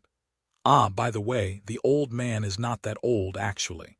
It's just what I call him. The faction he comes from, you see, was a small group of the Path of Ascension zealots. Real fanatics, far more extreme than anyone you could have met among the legacies. Now, those people, they were really in favor of abandoning the waking world completely, believing that the nightmare spell was meant to pave the way for a new beginning. That the dream realm was a wild garden meant for a new breed of humans. He shook his head. And they did abandon the waking world, establishing an isolated colony in the dream realm not long after the first masters ascended. The man who would one day become the third sovereign was actually born there. In fact, he was the first human child born in the dream realm, the original dream spawn. Mordred smiled. Well, in any case, those reclusive extremists did not last long. Their colony was eventually overtaken by nightmare creatures, and he was the only one who survived. In the end, he found his way to Bastion, met my father, was brought back to the waking world, and joined Broken Sword's cohort. The Prince of Nothing looked at Sonny with a strange expression, then frowned. I hope that satisfied your curiosity. All this talking made me thirsty. I think I'll go find myself something to drink. He rose and moved to walk away, but then lingered for a moment. Looking back, Mordred said in a friendly tone, "Oh, by the way, I said before that you'd better hope to never meet that guy. Sorry, I don't think you'll have a choice. The old man, you see, is very interested in people with divine bloodlines. Considering your connection to Shadow, the only missing lineage, he'll probably come find you someday. Your precious changing star as well, since there might not be another dream spawn anywhere in the two worlds." With that, he smiled pleasantly and walked away, leaving Sonny alone. The chain breaker continued moving west, the leaves of the sacred tree rustling gently in the wind. Sonny stared silently at the vast expanse of the great river, his head full of dark thoughts. Goddammit, it was really unfair. He did not even have the lineage of Shadow God blood Weave had greedily devoured it a long time ago. Why did he have to deal with a mysterious and sinister sovereign? It was not as if Sonny did not have a host of other terrible problems he had to deal with already. Mordred might have been lying as well. It was only then that Sonny thought back on their conversation and uttered a quiet curse. The Prince of Nothing had talked for so long, but did not give a straight answer to a single question. That bastard. Chapter 1529, Worm of Doubt. The conversation with Mordred left Sonny in a somber mood. The bastard clearly knew more than he had deemed necessary to share, but the few pieces of information he did offer were concerning. However, Sonny did not dwell on the distant threat of the sovereigns for long. He did not have the luxury of worrying about something waiting far in the future when there were lethal dangers waiting for him in the present, or past, technically. Considering that Verge was situated far downstream, as close to the source, and the estuary as the seekers of truth had been able to build it, before the defilement was born. Not long after he talked with Mordred, the chain breaker was attacked for the first time since leaving Twilight. The cohort dealt with the swarm of the drowned with comparative ease, allowing him to collect a few soul shards and for Jet to replenish her reserves of essence. After that, they maintained a battle-ready schedule at all times. Sunny's shadows stood guard at different points of the ship day and night. Nephi's and Cassie took turns steering the graceful vessel, keeping it at low altitude, sometimes just above the flowing water. Jet's Crow and Kai scouted ahead for signs of approaching danger. The most useful scout, however, was none other than Mordred. With his ability to perceive the world through reflections and the vast expanse of water around them, he could see far and wide, warning them of any suspicious movement far in advance. They did not have to fight too often. Sometimes danger came from below the water, and sometimes it came from the sky. But most of the time, the great river remained calm and peaceful, leaving them with plenty of free time on their hands. Knowing that the cohort was drawing closer and closer to the inevitable attack on Verge with each passing day, Sunny threw himself into weaving. There was a lot for him to do. He had 5 supreme soul shards, which meant that 5 of the transcendent memories the cohort possessed could be potentially elevated to a higher rank. The first thing Sunny had to do was choose what memories to alter. He chose the first 2 rather quickly. They were the transcendent armors Effie and Kai had received in the second nightmare, the former after slaying the Sun Prince, the latter after slaying the Ivory Lord, Dragon Severax. Both were potent and possessed tremendously robust weaves, making the possibility of the alterations damaging or destroying them slim. Best of all, they were memories of the first tier, so a single soul shard was enough to change their rank completely. The third memory Sunny decided on was somewhat of a harder choice. It was the transcendent weapon of the 7th tier Nephis had received for slaying Soul Stealer. The weapon, which could take many forms, possessed several insidious enchantments. In a sense, it was similar to the Cruel Sight, but much more versatile, destructive, and potent. Because of the similarities between the 2 silver blades, Sunny had an easier time studying its weave. Therefore, he had a better chance of transplanting a new nexus. Sadly, transplanting 7 was currently beyond his abilities, not that he had enough supreme soul shards. However, Sunny decided to attempt isolating a single enchantment, and supplying that enchantment alone with the power equal to that of a supreme memory, thus creating a strange and unheard-of memory of a hybrid rank. The enchantment he chose was responsible for channeling elemental damage, as well as protecting the blade from harm. Considering Neph's propensity for destroying her memories with her own flame, or simply by exposing them to too much punishment, that single improvement would serve her very well in the future. The remaining 2 memories he decided to alter had also been received by Nephis in Twilight. Both of them were of transcendent memories of the first tier. One was an arrow, while the other was a charm. The arrow possessed a simple enchantment that enhanced the force delivered by its impact, and could also shape that force into a flat, severing field. The charm was a more complicated one, and served to enhance the material properties of other objects, making weapons sharper, armor more durable, and so on. With that arrangement, 2 of his companions would be better protected, 2 would be capable of delivering more harm to the enemy, and 1 would be able to better support the rest of the cohort in any kind of situation.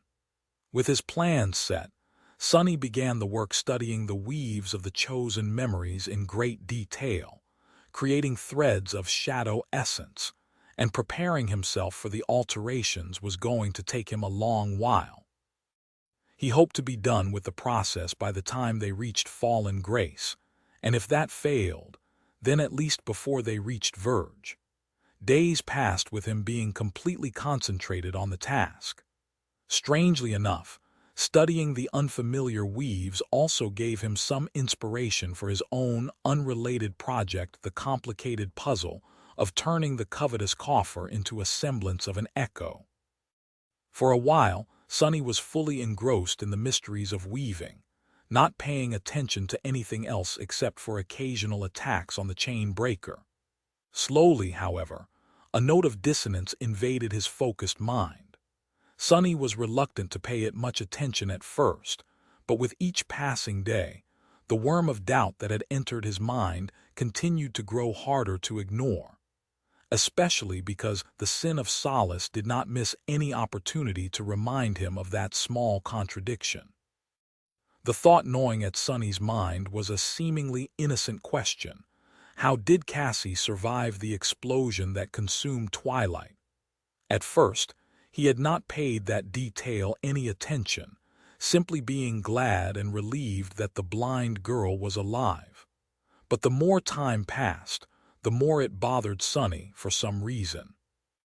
Except for Mordred, who had been sent back to his physical body, all members of the cohort had been thrown out of the mirror realm in approximately the same location past the open space where they had met Soul Stealer, near the inner districts of the city. From there, Nephi's had made her way to the palace. Cassie, however, had somehow ended up near the gates of the city when the explosion happened. She then dove deep into the still water beyond the gates to save herself, as well as Effie and Jet, from the obliterating blast.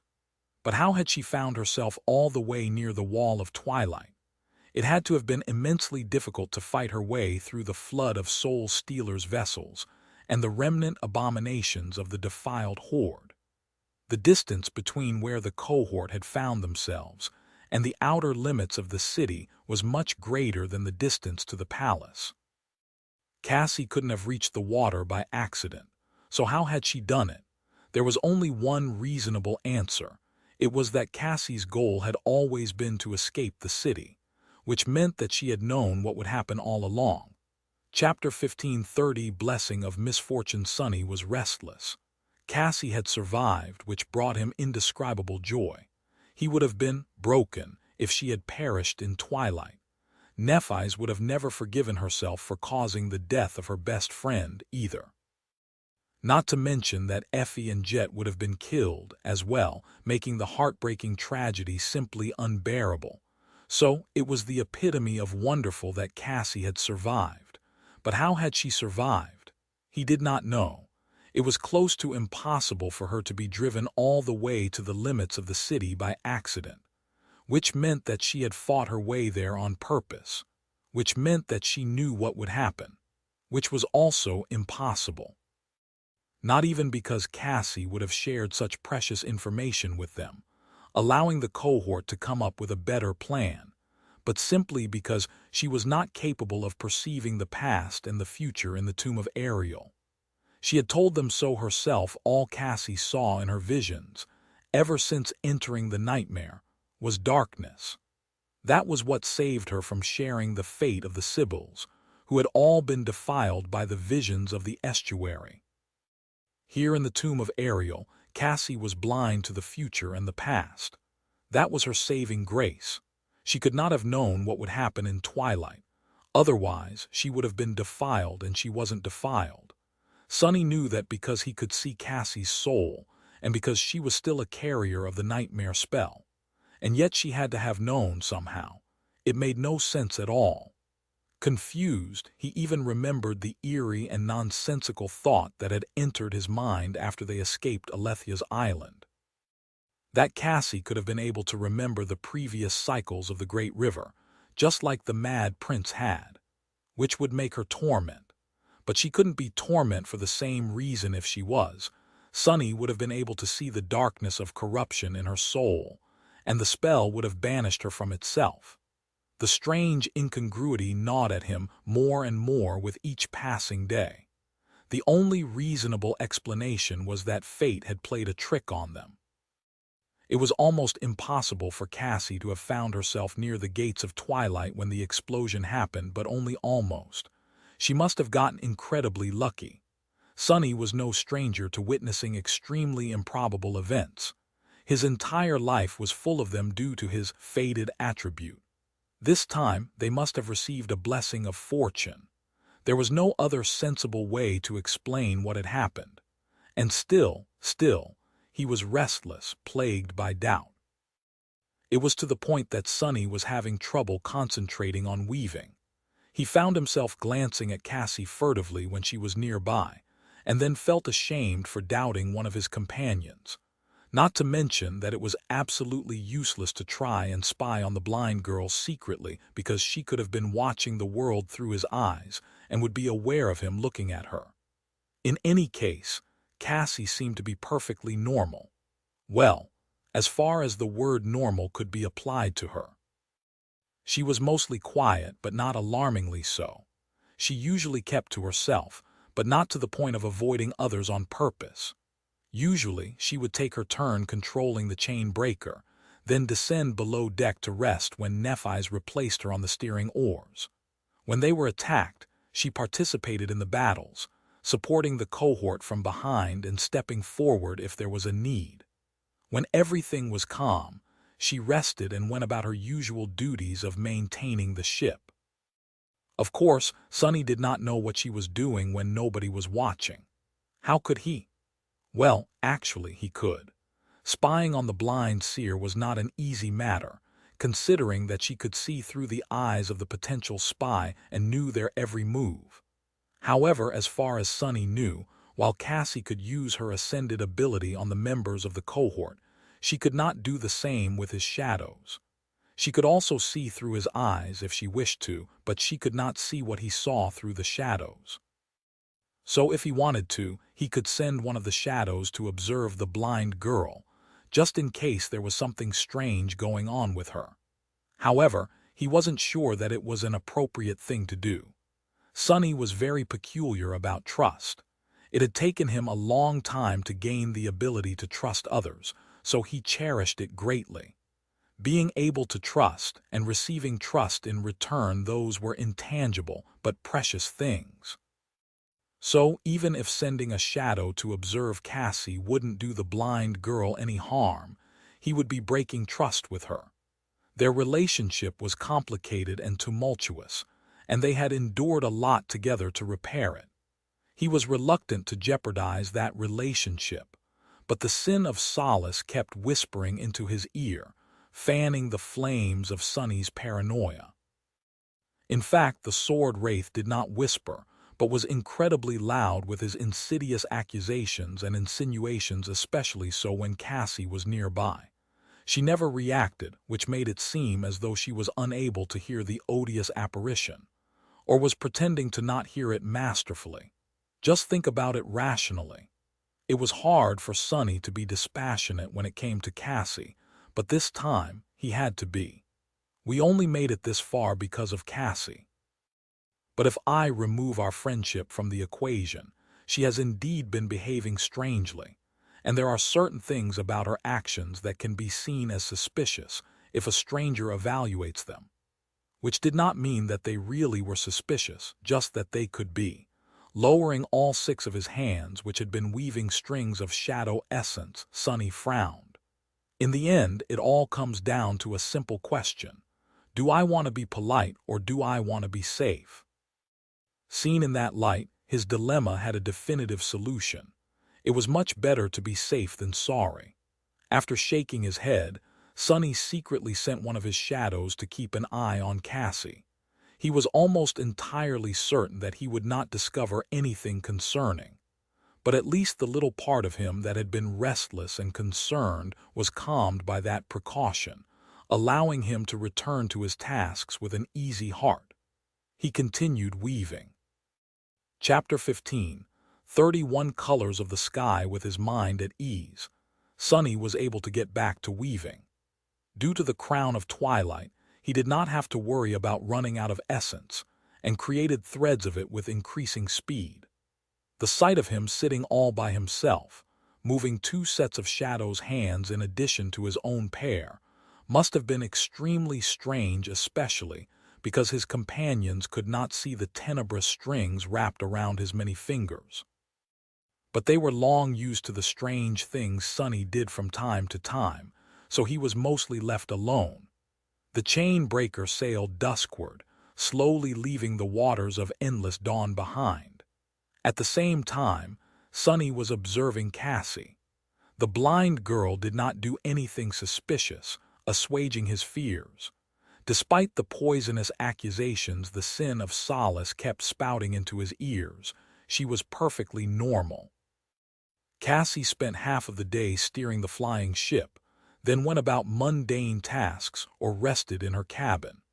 She maintained a calm and friendly demeanor while spending time with the other members of the cohort, albeit remaining slightly aloof. Cassie had become rather taciturn at some point, but it was not as if she was reticent and went out of her way to not participate in any conversations. It was just that she seemed content to listen quietly, most of the time, only voicing her opinions when there was a reason. When Cassie was alone, she remained composed and collected. There was not much to do on the peaceful days, but she was seldomly idle. Without anyone noticing, the blind girl had taken it upon herself to maintain the ship in pristine condition.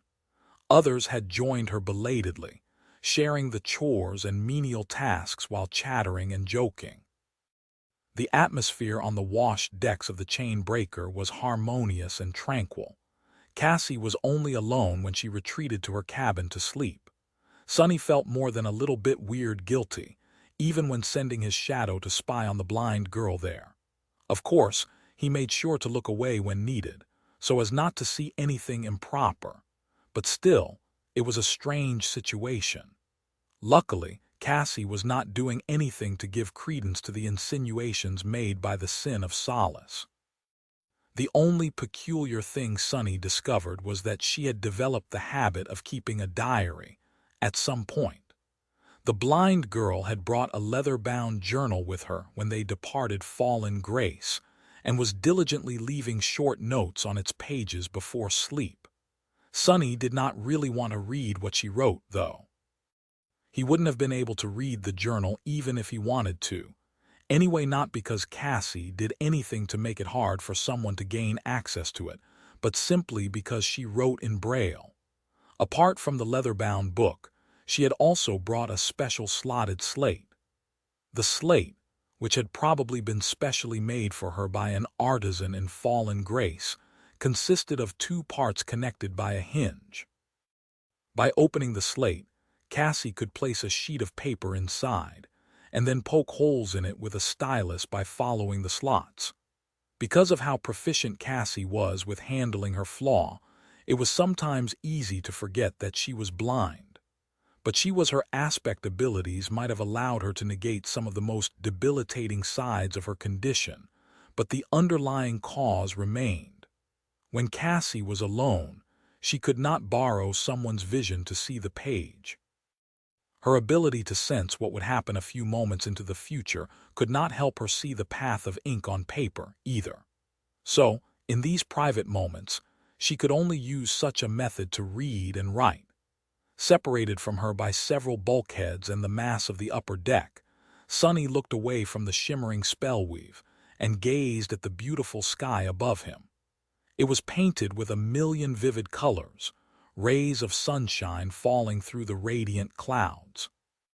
The leaves of the sacred tree moved gently, making the tapestry of shadows etched into the wooden surface of the deck shift.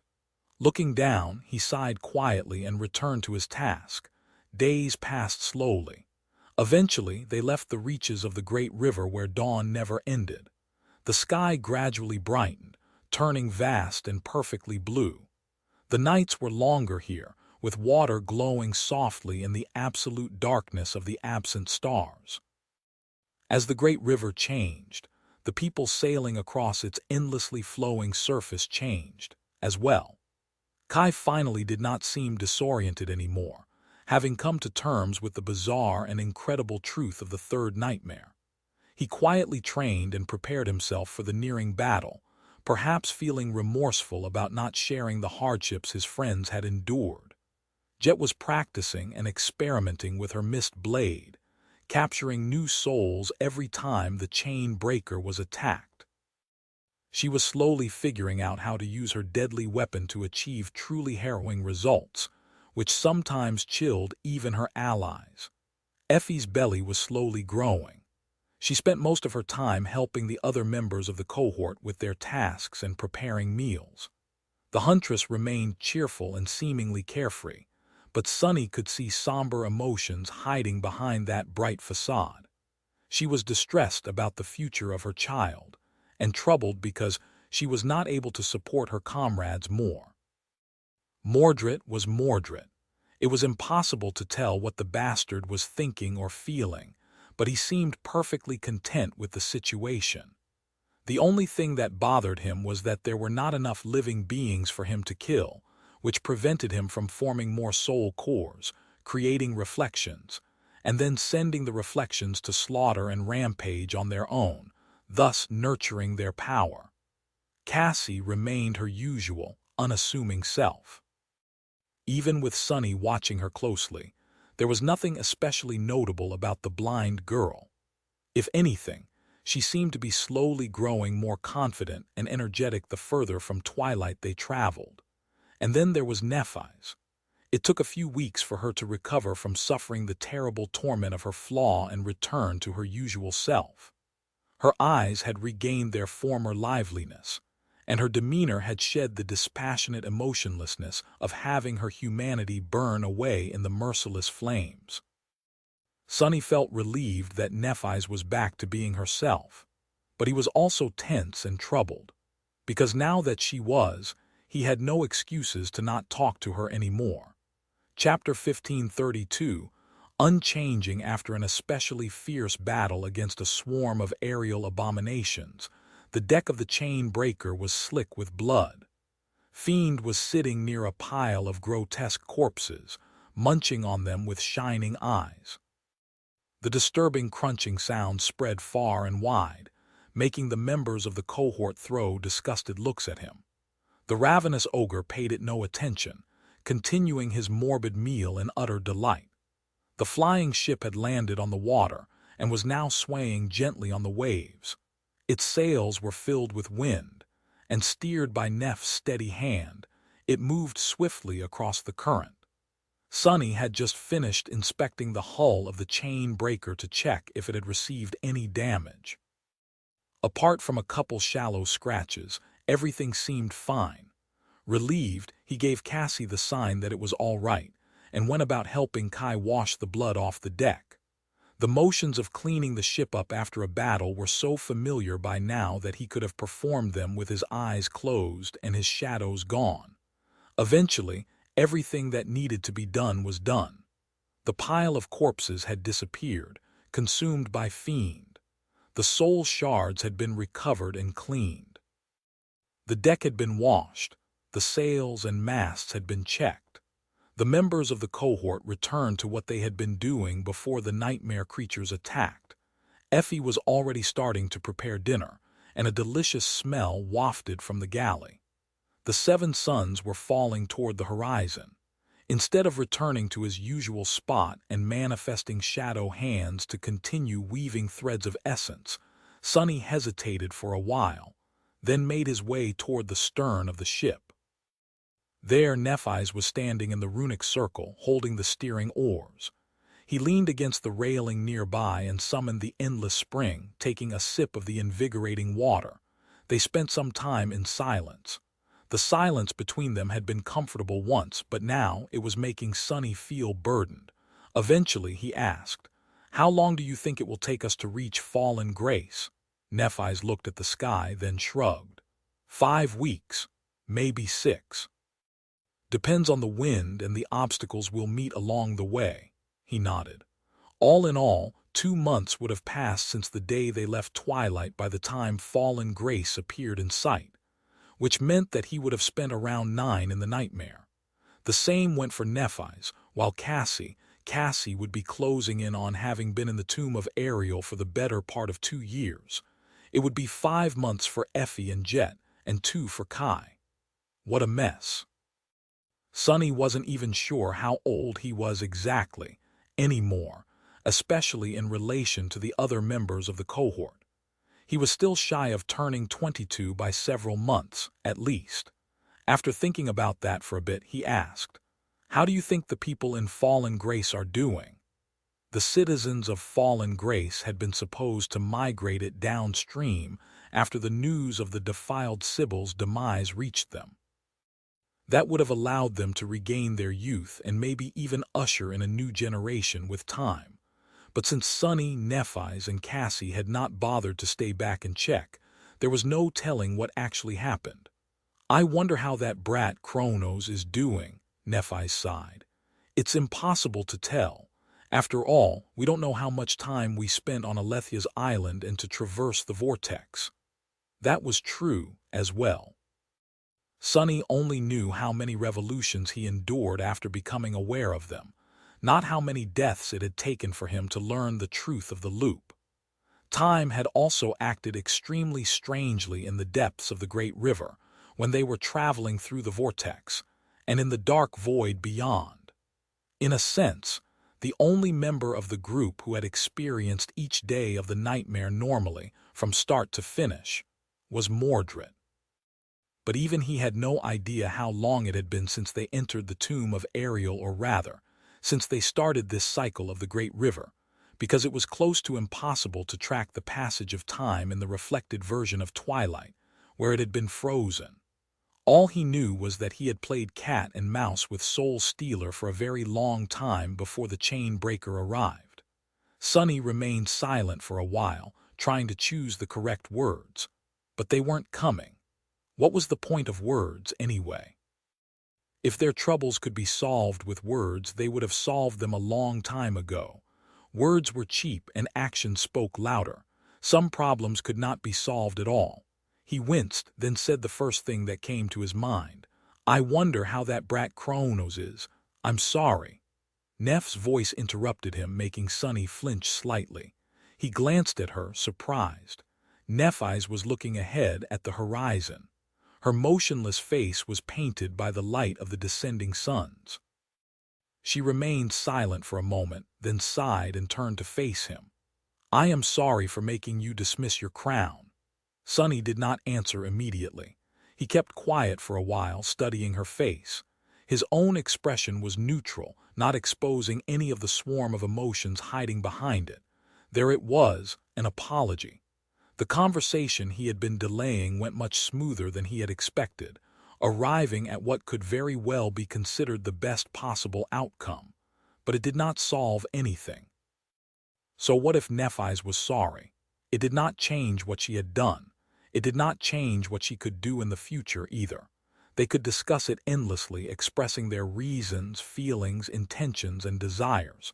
But that fundamental truth would not change, making all else meaningless. Perhaps it was just like the sin of Solace had said. The only way to resolve this issue was for Sonny to surrender. But he did not know how to and did not wish to surrender either. Eventually, Sonny sighed as well. Looking away, he nodded. "Yeah, I am sorry that you did that too."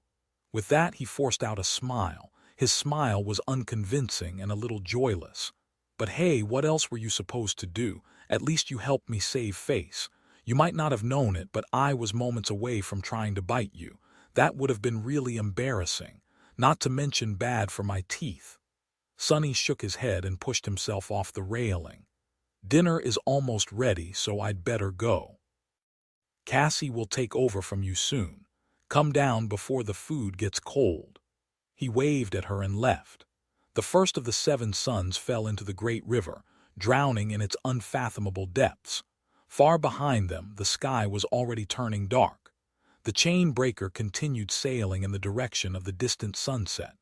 Chapter 1533, Dusk Flower Chain Breaker was sailing across the vast expanse of the great river. With each day, the time of their inevitable arrival at Verge drew closer. Torment was waiting there, as well as the remnants of the defiled horde. all dreadful and powerful adversaries, without a doubt.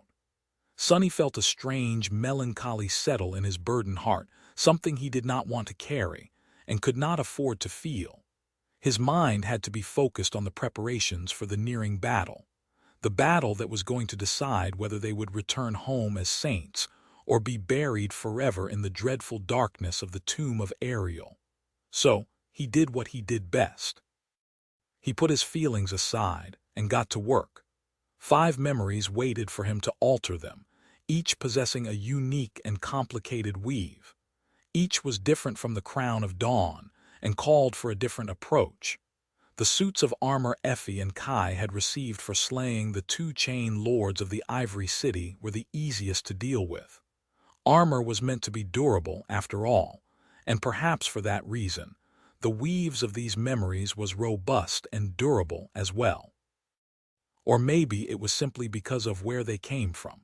In any case, Sonny had a good feeling about altering the memories left behind by the 2 immortal saints. The deadly arrow and the helpful charm Nephi's had received in Twilight were much more complicated. They were entirely different from each other as well, which made the task of studying the weave of their enchantments harder. But the most troublesome memory by far was the transcendent weapon of the 7th tier Nephi's had received for slaying Soul Stealer. Not only was the weave of the silver blade infinitely more complex, but Sonny was also trying to do something he had never done before: replace a single nexus of a greater memory and enhance only one of its enchantments, leaving the rest untouched. More than that, the weave of the altered enchantment had to be completely isolated, so that the pressure of its more potent essence did not break the balance of the entire tapestry. The elaborate puzzle of it all was driving him insane. Finding countless solutions to a myriad of problems demanded all of his attention, which was good. Sonny enjoyed being faced with problems that could actually be solved. He also liked not being able to dwell on other things too much, focusing entirely on a single task. Days passed, turning into weeks. The chain breaker braved the vast expanse of the azure sky and finally entered the reaches of the great river, where the world was eternally bathed in the crimson radiance of dusk. They fought plenty of harrowing nightmare creatures on the way. Sonny was somewhat forced to swallow his previous confidence. Yes, nothing managed to defeat the cohort or gravely wound any of the 7 masters, but they came close to being defeated on more than one occasion. One time, the impregnable hull of the chain breaker was even breached. Luckily, they were flying above the currents at the time, so the ship did not take any water. But having to hastily patch the damaged section in the middle of a prolonged battle made everyone remember why arrogance was the quickest way to die in the unforgiving world of the nightmare spell. Not long before the 2nd month of their journey came to an end, Sonny finally finished his work on the 2 suits of armor. Effie and Kai each had a supreme memory to protect them now, while Jet had her legacy relic. This made him feel better about the terrible battle that waited for them ahead. Most of the preparatory work for the other 3 alterations had been complete, too. Sonny had plenty of essence strings at his disposal, as well as detailed knowledge of each of the 3 weaves. All that remained now was to carefully go over his plans, envision every step, and try to predict what could go wrong. That was going to take him some time, but before that happened, the chain breaker finally arrived at Fallen Grace. The arrival this time was different from the first. Back then, neither Sonny nor Nephi's had known what to expect from the last human city on the Great River. Therefore, they had been wary and ready for battle. He had even chosen to assume the form of the onyx serpent, following the graceful vessel from below the waves. Many things were different now. The chain breaker was soaring above the water instead of resting on the currents. There were more people aboard. Fallen Grace itself was different, too. Not only did it feel like an island of safety and peace in the ocean of perilous danger, but the city had also changed visibly. It had indeed migrated further downstream, allowing the citizens to gain back their vitality. The first time Sunny and Nephi saw fallen grace, it was like a wilting white flower that floated on the crimson waves, bathed in the intense glow of the setting suns. There were still signs of deterioration hidden behind its beauty, but the white flower did not seem like it was dying anymore. Instead, it looked to be recovering from a cured disease. Many of the weathered buildings were being repaired. The sea of scarlet sails that helped fallen grace stay in place seemed freshly dyed. The island ships were connected by solid bridges, and a few new ones were being constructed at the edges of the city, with countless people working on their unfinished frames. Above all else, the atmosphere of the last city had entirely changed. If it had been somber and stifled before, now it was brimming with vigor and vitality. It was as if people who had no hope had suddenly regained belief in the future. Seeing fallen grace like this was a stark reminder for Sunny, a reminder of what it was that they were fighting for. Even though he had almost forgotten, they weren't fighting against the defilement to merely survive, or even to conquer the nightmare and become saints. They were fighting for these people. Their defeat would mean the end of the river civilization, while their triumph would give the people of fallen grace a chance to rebuild and thrive once again. Even if these men and women were merely phantoms conjured by the spell, their joys and sorrows mattered. But more than that, they were a symbol of similar cities back in the waking world. The elegant canals of fallen grace were no different from the bustling streets on NQSC. Making sure that they would not turn empty and desolate, that was the calling of the awakened. The change that had happened to this floating city served to illustrate what the triumphs or failures of awakened truly meant. Standing on the deck of the chain breaker, Sunny took a deep breath. We will destroy Verge and conquer this nightmare. He had promised to do so. He had promised to do so thrice. Soon, he would have the chance to make good on his promise. Chapter 1534. Rejuvenated. The chain breaker landed on the water and cut across its surface, approaching a familiar pier. Just like in the past, there was a crowd of people watching the graceful ship approach. Sunny remembered the last time he had seen these people. It was when he, Nephi, and Cassie were departing from fallen grace, on their route to find and rescue the other members of the cohort. Thousands of gaunt, solemn old men and women had gathered on the piers on that day to see Dusk, their protector and savior, leave, perhaps to never return. What was it that Cassie had said back then after breaking her golden chains in a striking and decisive manner? She had said that they would gather powerful outsiders, vanquish the defilement, and usher in a new era, an era of freedom and grace, that she knew it to be true. Sunny had been a bit surprised by her impassioned proclamation and jokingly asked if she had seen a vision of fate, to which Cassie had responded, "Who cares about fate? If fate is against us, we'll break it." As if it was easy to break fate. Looking back, that speech was really out of character for the quiet, reserved young woman. Sure, she had been putting on a show to give the people of fallen grace hope, but why did it seem that Cassie had been much more alive? Much more herself in those few moments than ever since. Sunny sighed, feeling a tentative smile find its way to his face. Well, she had not been wrong. They had indeed gathered powerful outsiders against all odds. 3 masters had left fallen grace, but 7 of them returned, which might not have seemed like much if one did not know what they had gone through to reach that conclusion. Much more important was the fact that, while their number had swelled, the number of their enemies had dwindled. Devouring Beast, Undying Slaughter, Soul Staler, and the Dread Lord were gone. The Mad Prince was gone too, and so only one of the 6 plagues remained. Would Cassie's promise to vanquish the defilement come true as well? We'll make it come true. Feeling a newfound sense of determination, Sunny looked at the people crowding the pier. Now that the chain breaker had drawn closer, he could see them better. Even though he knew what to expect, the sight still startled him. Gone were the gaunt, wrinkled faces. Gone were the hunched backs, blurry eyes, and lifeless white hair. Instead of thousands of old men and women, thousands of vigorous youths were staring back at him, their bright eyes full of vibrancy and life. "It's Lady Dusk, Our Lady. Our Lady has returned. Look, that is Lord Sunless, they're back. Was that ship flying? There are people on the deck," the wind brought over a choir of excited voices. Kai, who was standing near Sunny, gave him an amused look and smiled.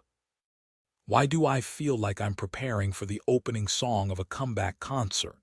The charming archer scratched the back of his head and added in a confused tone, "Ah, it must be because there's a crowd of excited teenagers in front of me. Old instincts are kicking in." Sunny gave him a strange look, remembering that his friend's life was perhaps the strangest of everyone aboard the chain breaker. And that was saying a lot, considering that there was a dead woman and Mordred among them. Finally, the chain breaker reached the pier. The ship was tied in place, and then a wooden gangway was lowered to allow its passengers to disembark. Cassie descended first, causing the crowd of people to explode with cheers. The citizens of Fallen Grace seemed beyond themselves at the sight of their Sybil.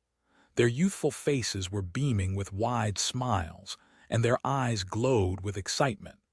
However, they were also full of curiosity, which was why their gazes moved away from the blind girl soon. It was not every day that outsiders came to Fallen Grace. In fact, many or even most of these people had only seen such an event once. Recognizing Sunny and Nephi's, the crowd exploded with cheers once more. Sunny felt a little overwhelmed by that warm welcome. Then, the youths gathered at the pier looked at the other members of the cohort curiously. Kai caused a bit of a stir in the crowd, just as expected. Wearing his ivory armor, with his auburn hair tousled by the wind and an irresistible smile on his face, the charming archer waved shyly at the youths, causing many to sway. The warmth of his smile was in sharp contrast to the chilly aura emanated by Jet. Wearing a cold expression, she walked down the gangway and pierced the crowd with a grim look of her icy blue eyes. The volume of the cheers died down a little, but a different kind of gleam ignited in the eyes of many people, especially the young men. Sunny shook his head, knowing precisely how they felt. Mordred's appearance also caused a strong reaction. Although not as charming as Kai and not as striking as Jet, he was nevertheless the most enigmatic and mysterious of the group.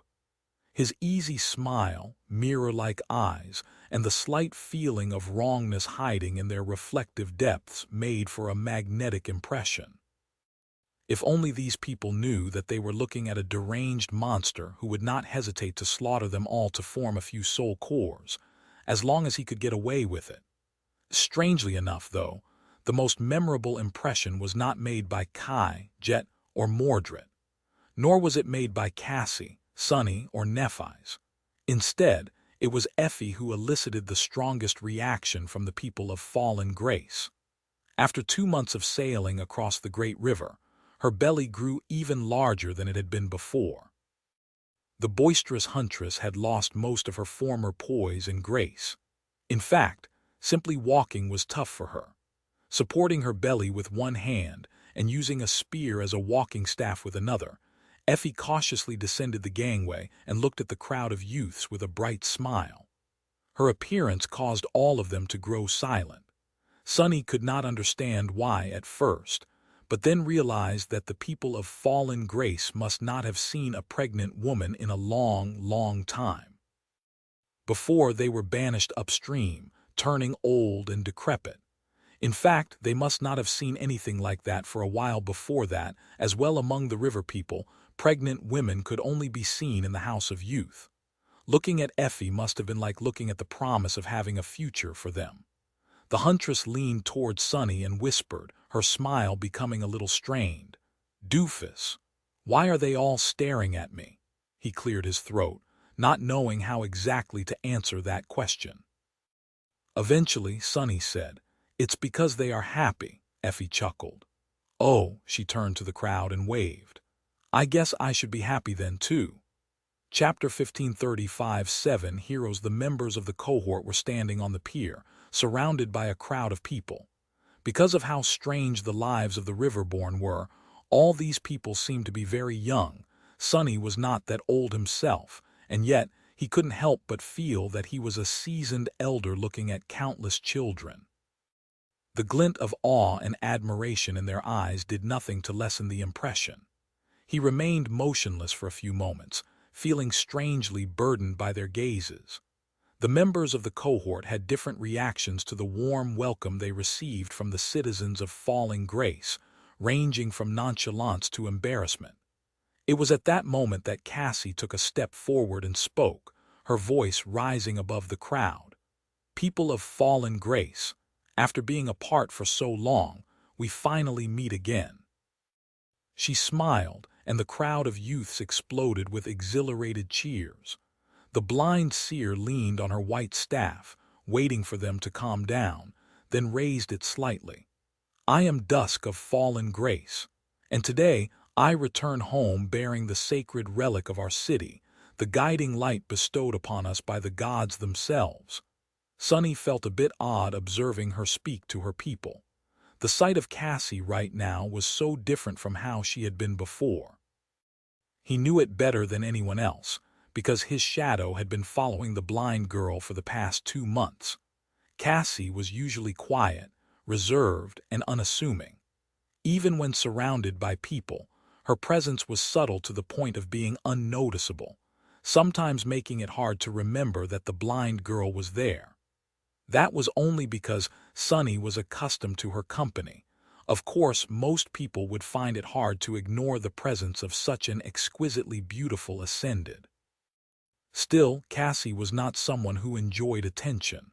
On the contrary, she seemed to be in the habit of avoiding it, which was why he felt strange watching her command the attention of a large crowd, and do it so seamlessly at that. Cassie played the role of a confident leader so effortlessly that it made him question what other parts of her personality were an act. "Calm down. That is the sin of solace talking, not you." Unaware of his thoughts, the blind girl lowered the guiding light and continued, the crowd hanging on her every word. "I return in the company of mighty outsiders as well. These brave warriors have come from all across the great river to help us battle against the vile curse of the defilement. Please, help me welcome them to Fallen Grace, the last stronghold of humanity under the 7 suns." She turned slightly and gestured to the members of the cohort, calling out their names one after another. "I bring Nightingale, the dragon slayer who felled the harrowing Dread Lord. I bring Jet, the Soul Reaper who put an end to undying slaughter. I bring Lady Nephi's, the changing star, whose holy flames vanquished Soul Stealer. I bring Mordred, the valiant prince of a distant land, and Huntress Athena, whose spear always strikes true." She faced Sonny. Did he imagine it, or had her expression changed subtly for a fleeting moment? "And Lord Sunless, the heir of the Serpent King, who broke the chains of time and brought down the dreadful citadel of the first Seeker." What the hell? Sonny was a bit surprised by that introduction. Yes, he wore the crown of King Daron, and yes, he had technically played a vital part in destroying Alethia's island, which used to be the stronghold of the woman who had become known as the First Seeker. But wasn't that a little bit too much? Cassie, meanwhile, turned back to the crowd. "The Dread Lord is no more. Undying Slaughter is no more. Soul Stealer is no more. Devouring Beast is no more, and so is the Mad Prince. The heroes standing in front of you have already dealt a decisive blow to the harrowing forces of the defilement, spilling the profane blood of its most dreadful champions." She paused for a moment, and then continued, her voice swelling with confidence and passion. "And just like we broke and vanquished the plagues, we will break the walls of Verge and vanquish the First Seeker. We will destroy the source of the defilement and bring peace to the great river, allowing human cities to flourish once more. I, Dusk of Fallen Grace, promise this to you." If the crowd of youths was excited and elated before, Cassie's impassioned speech truly made their hearts ignite. A wave of voices slammed into the cohort like a tide, echoing above the waves. Even Sonny couldn't help but feel the impact of the blind girl's words. He had already known everything she shared with the people of fallen grace, and yet, presented in such a light, the situation truly did seem worthy of being celebrated. Had he allowed his pessimism to get the better of him? No, he had not. Cassie might have wanted to reassure these poor people, who had been at the mercy of the great river for so long, but he knew better. Sure, 5 of the 6 plagues were no more, and sure, the cohort had a perfect weapon against the horrid power of the first Seeker Nephis, but the nightmare was far from over still. Torment remained, and so did the remnant forces of the defilement under her command. Verge still existed, somewhere far away. It was where the defilement had started, and would therefore be the most harrowing of all the places they had visited on the great river without a doubt. But still, perhaps, he could allow himself to relax and believe in a better future, at least for a day. Looking at the sea of delighted youths, Sonny took a deep breath and smiled. There won't be opportunities to smile and celebrate later, so I better take this chance to enjoy some peace. Leaning down a little, he whispered in Cassie's ear, "Since when are you so good at addressing crowds?" She remained silent for a moment. "Since I found myself in charge of a crowded city, I guess." Smiling, Cassie shook her head and took a step forward. The mass of people parted before her like a sea. Chapter 1536. The future youths. There was a squad of soldiers on the pier as well, all wearing white armor tied at the waist with red sashes. Unlike the last time Sonny had seen them, the warriors filled their armor well, brimming with vigor and vitality. Their captain was a tall, beautiful woman with fiery red hair. Sonny only recognized her because of an open helmet with a scarlet plume she was holding on the bend of her right arm. She was the captain that had escorted him and Nephis to the temple the last time around. She had seemed ancient then. Now she looked not much older than they were. Everyone here did, really, or even younger. The startling change was still making him feel a little dizzy. Sonny had known, of course, that killing the defiled Sybil would allow fallen grace to migrate downstream and return these people their youth. Knowing and seeing were 2 different things, however. Seeing them like this was a bit bittersweet. Sweet because it was nice to witness his actions doing some good, bitter because it reminded him of Anank. As Sonny was pondering the strange reality of living on the great river, the soldiers created a passage through the crowd and surrounded the members of the cohort, helping them leave the pier. They were escorted along the familiar streets once again, moving toward the Temple of Dusk. There had been a lot of people on the pier, but there were even more here, crowding the sidewalks and the roofs of the buildings, all staring at the returned outsiders with excitement and awe. The crowd followed the small procession, constantly growing. Some people were calling out to Cassie, some simply cheered from a distance. After the relative tranquility of months spent at sea, Sonny was having trouble adjusting to the boisterous atmosphere of falling grace. "Lord Sunless! Lord Sunless!" He turned his head, hearing his own name. The voice was unfamiliar, and the face of the scrawny teenager calling out to him was unfamiliar too. But Sonny recognized those curious, intelligent eyes almost immediately. He frowned slightly, but was actually amused. "Kronos, is that you, brat?" The teenager, who had been kept away by the captain of the soldiers, grinned. "Yes, it's me. Lord Sunless, welcome back." Sonny smiled, then nodded at the captain, signaling that it was all right to let the young man approach. A few moments later, Kronos joined the procession and looked at the other members of the cohort with wide eyes. "Lord Sunless. Are these outsiders as well?" Sonny nodded. "Sure. That one I found in a well once.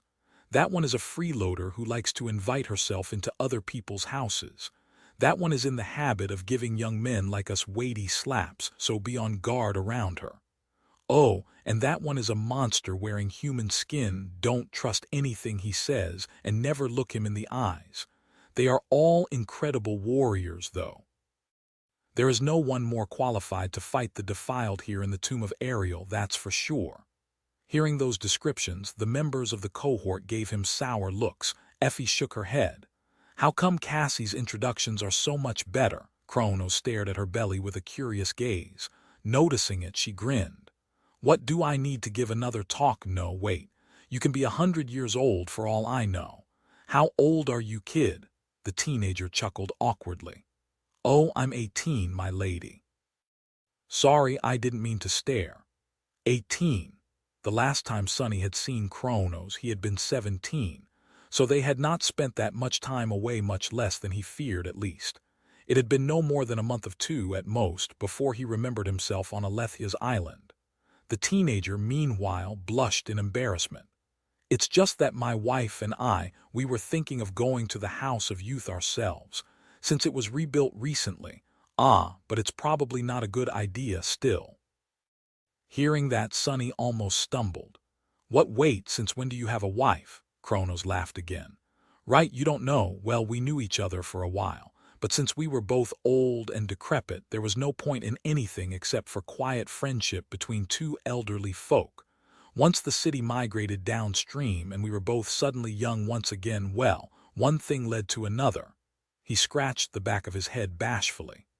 Actually, there are many new families in Fallen Grace.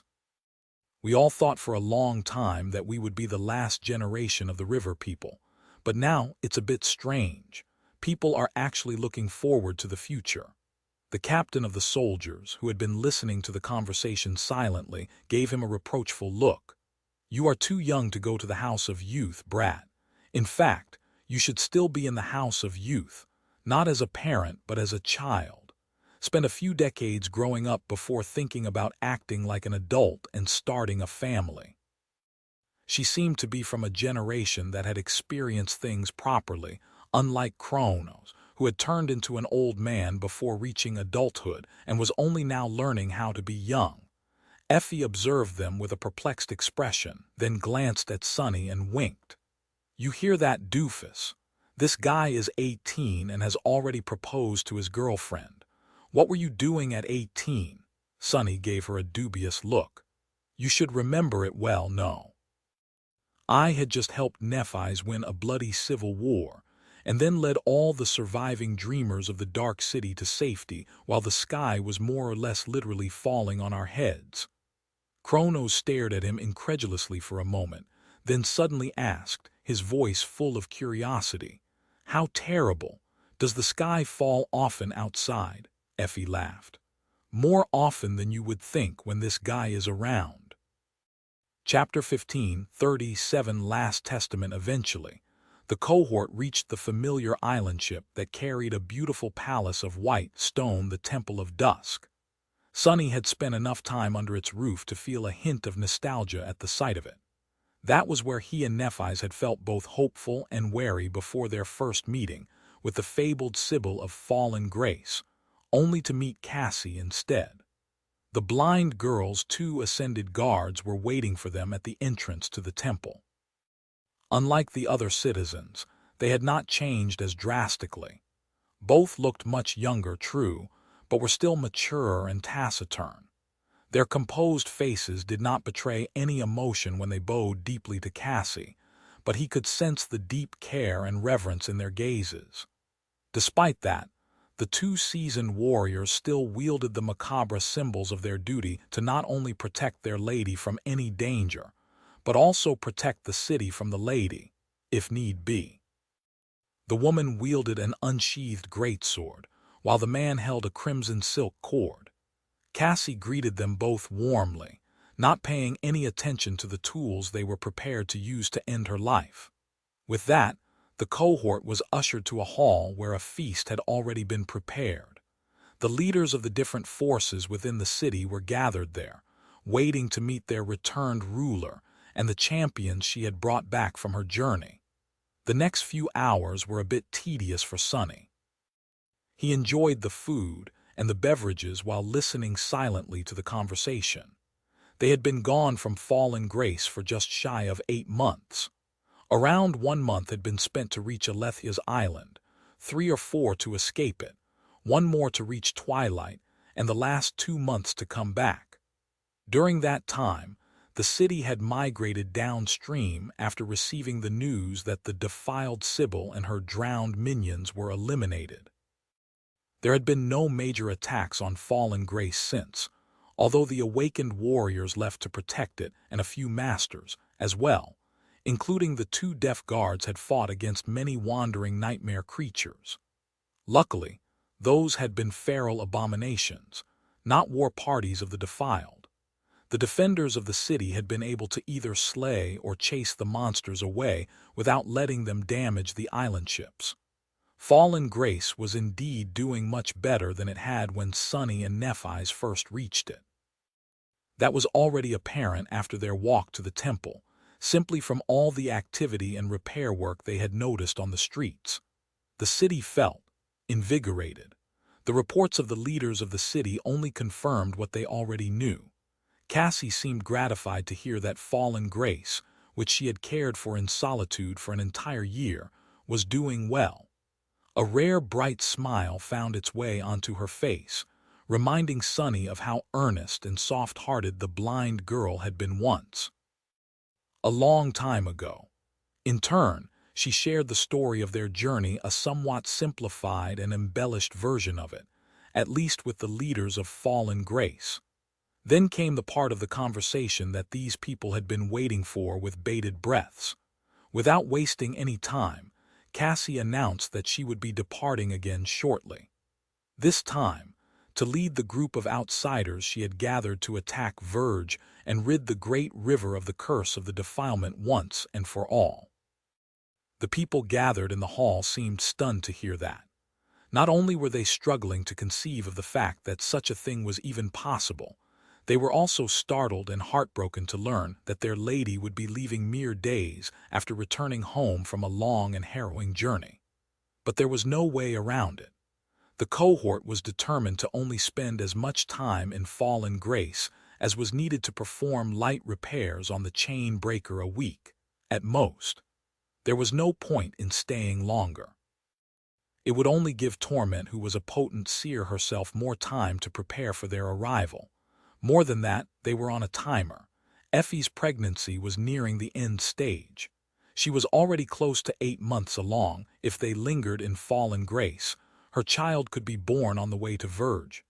Nobody knew if the child conceived in the waking world would become riverborn or not, so they did not want to risk it. "I see that you are concerned." Cassie's voice was soft as she addressed her people. "And although you hide it well, you are also frightened that after I leave this time you will never see me again, that this will be our final farewell." She smiled gently. "You might very well be right. I might never return." Her words caused a deathly silence to settle in the hall. The people of Fallen Grace were looking at their Sybil with complicated expressions, a storm of emotions raging in their eyes. Sunny suppressed the desire to sigh. It was true that Cassie would never return. Whether they lived or died, she would never see these people again because victory in Verge meant the end of the nightmare. Once the first seeker was destroyed, the cohort would go back to the waking world. And the inhabitants of the nightmare, actually, Sunny did not know what would happen to them. Perhaps would they cease to exist the moment the spell announced its appraisal. Cassie shook her head slightly. "But that is all right. Even if I don't return, Fallen Grace will live on. It has been protected by me and my sisters for a long time, but nothing lasts forever in this world. A time will come when there will be no Sybils left in the tomb of Ariel. A time will come when there will be no outsiders left either. Only the river people will remain. That is you. You must carry the torch of humanity into the future with or without me. You must persevere, endure, and thrive." She paused for a moment, then added, her voice growing harsher, "That is what I expect from you all. Don't disappoint me." Hearing her words, the Riverborn gathered in the temple looked down with solemn expressions. Sunny sighed. The spell was a cruel thing indeed. It threw them into nightmares and tasked them with changing fate. But what they strived to change was just an illusion. It would have been great if they were in the real tomb of Ariel, changing the lives of real people. But sadly, time and fate did not work that way. What had happened was set in stone and could not be changed. Not by mortals like them, and not in a nightmare. Or, at least, not in a third nightmare. Chapter 1538 Lord's Wisdom. While the chain breaker was receiving light repairs, the members of the cohort were left to their own devices. Those who had never been to Fallen Grace spent time exploring its island ships and getting to know the locals. Cassie was busy arranging things for when she was gone. Sunny did not really want to look at the beautiful city of eternal dusk.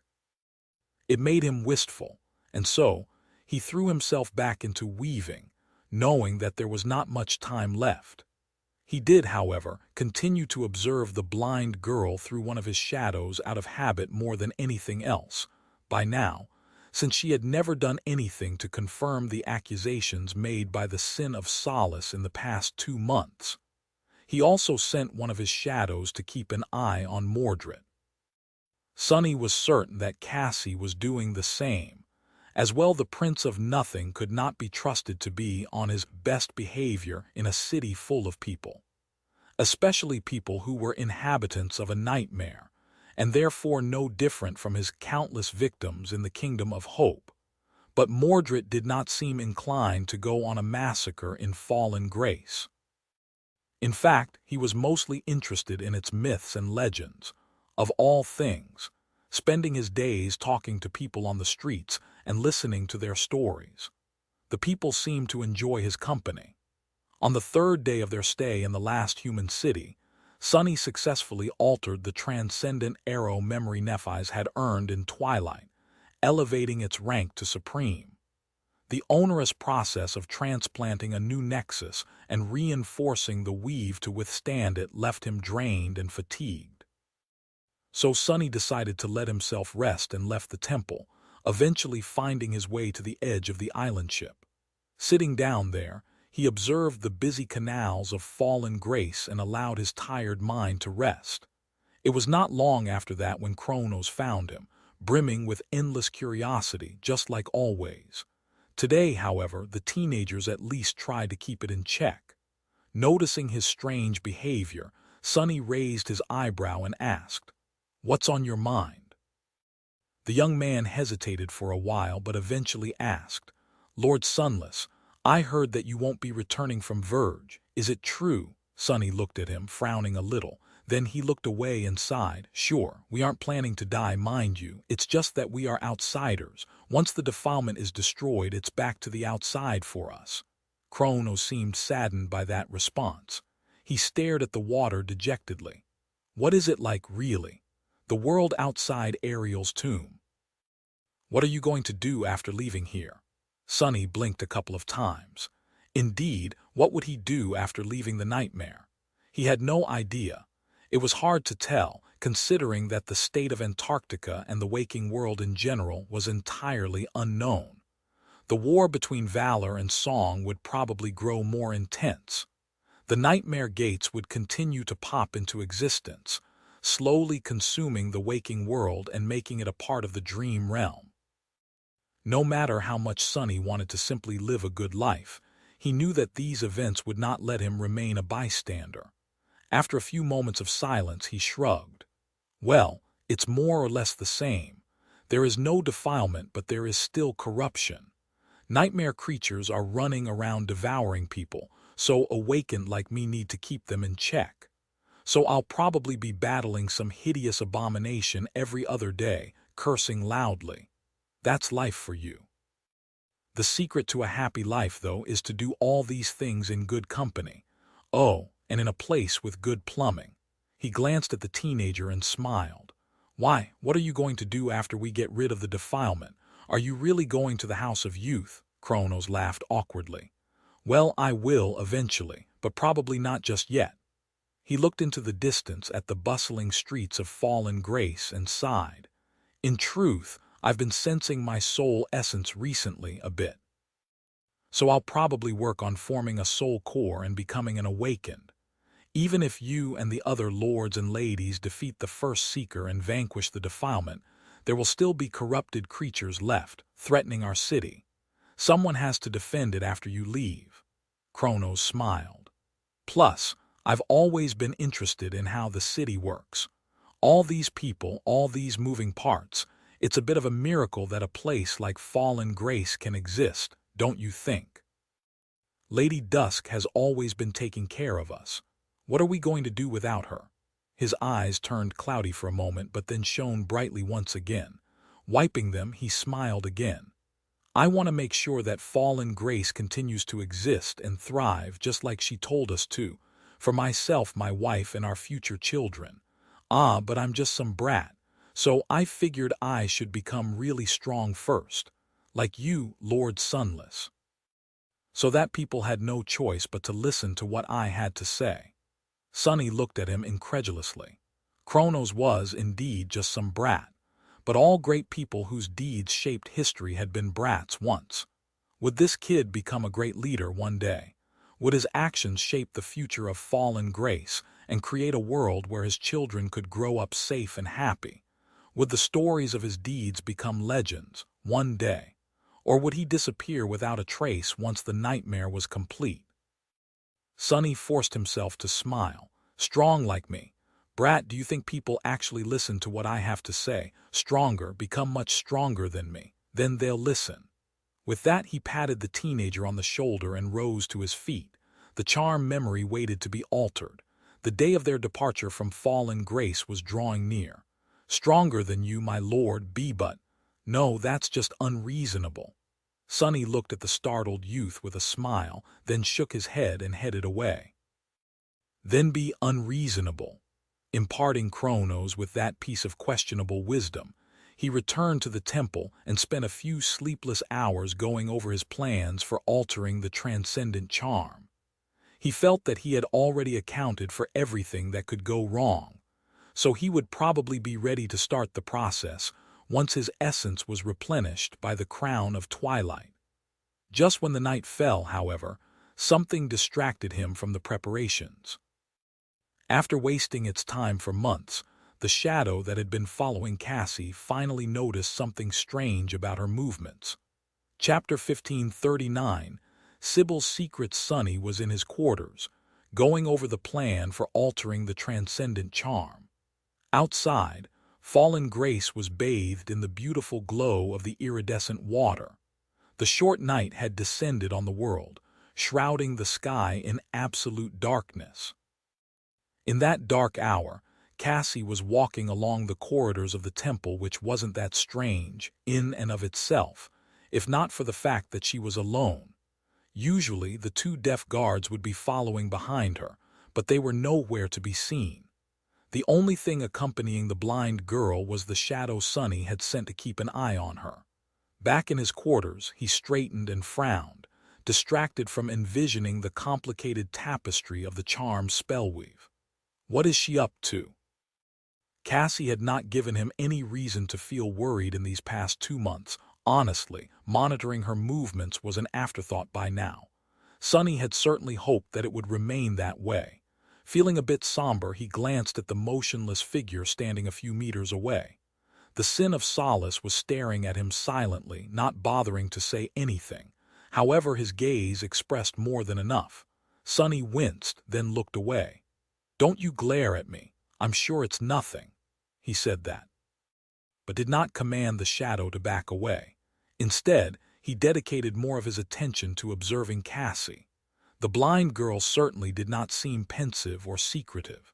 She calmly walked along the winding stone corridors, tracing her fingers on the wall. Her other hand was holding the leather-bound journal. Maybe her guards are asleep. Sunny returned to considering the weave while keeping an eye on Cassie. She walked for quite some time, eventually entering the part of the temple that he was not familiar with. These chambers were used for preparing for public rituals, so Sunny had no business being there. Cassie, on the other hand, seemed very familiar with that area of the temple. She made a few more turns and stopped in front of an unassuming wooden door. A mundane-looking key appeared in her hand. Unlocking the door, Cassie entered a narrow staircase that led down, spiraling. Sunny's frown deepened. What the hell? She was already on the first floor of the temple. Why was there a way further down, into the frame of the island ship? But then again, maybe it was normal. The human cities on the great river were kept in place by various means, ranging from sails and wind catchers to sorcerous mechanisms. Perhaps Cassie was on her way to inspect the moving parts of one such mechanism. She descended the stairs for some time before entering a dark and damp network of service tunnels running under the temple. Sunny had not known that there were such corridors there, but it made sense. The mechanisms responsible for allowing the island ship to resist the current had to be inspected and repaired from time to time. Fallen Grace, especially, was reliant on such mechanisms. It was situated not too far from the edge, after all, and so the pull of the current was more powerful here. Cassie walked along the dark corridors for a little bit and unlocked another door, entering a small chamber. Sunny was suddenly unable to concentrate on weaving anymore. His face darkened. The chamber was just what he had expected it to be. It housed a complicated mess of gears and chains that spun and moved, transferring the energy from the wind and the enchantment circuits into the underwater wheels that kept the island ship stationary. It was a bit like entering the insides of a tower clock, if that tower clock had been built with the help of sorcery. In a sense, Sunny was looking at the river civilization's version of spelltech. However, that was not what attracted his attention. The chamber and the intricate gears were what he had been expecting to see. What he had not expected, however, was that the floor of the chamber was broken, creating a rough, circular well. The menacing hole certainly did not look like something that had been planned by the builders of the temple. Instead, it looked like something that had been created much later, and much more violently. He could hear the sounds of flowing water coming from its dark depths. Why is there a well at the bottom of the Temple of Dusk? His shadow hid in the darkness of the underground chamber, observing Cassie carefully. The blind girl did not seem surprised by the presence of the strange well. Neither did she pay it any attention. Locking the door behind her, she circled around the open chasm and approached the opposite wall of the chamber. There, hidden behind a throng of spinning gears, a simple desk stood near the wall with several chests and cabinets surrounding it. The underground chamber was absolutely dark, and there were no lanterns anywhere in sight. Of course, Cassie had no need for them. Coming closer to the desk, she lingered for a few moments, facing it with a distant expression. Then she moved past it and kneeled near one of the chests, placing a hand on its heavy lid. Several strings of runes ignited on the wooden surface, and the chest opened noiselessly, revealing what was stored inside it. Sunny tilted his head, his expression turning somber. Inside the chest were leather-bound journals, just like the one Cassie was carrying. Dozens of them, or maybe even hundreds. There were several chests like that one in the underground chamber as well, all locked with sorcerous locks. The blind girl remained motionless for a while, then sighed deeply and placed the last journal on the pile. Then, she closed the lid of the chest, kept her hand on it for a few moments, and rose. Turning away, she approached the edge of the dark well and lowered her head, listening to the sounds of the flowing water with a distant expression. Cassie stood there for several minutes, unmoving. Separated from her by hundreds of meters and numerous stone walls, Sunny grew tense, ready to step through the shadows and appear in the underground chamber should something reach for the blind girl from the cold darkness. What the hell is that place? Did Dusk leave those things behind? It would make sense for the Sybil who had lived in the temple for centuries to leave many traces here, including her personal records. However, what was with the ominous well leading to the dark waters? Sunny gritted his teeth. But in the end, nothing happened. Cassie clenched her fists, turned away from the underground well, and left the chamber the way she came.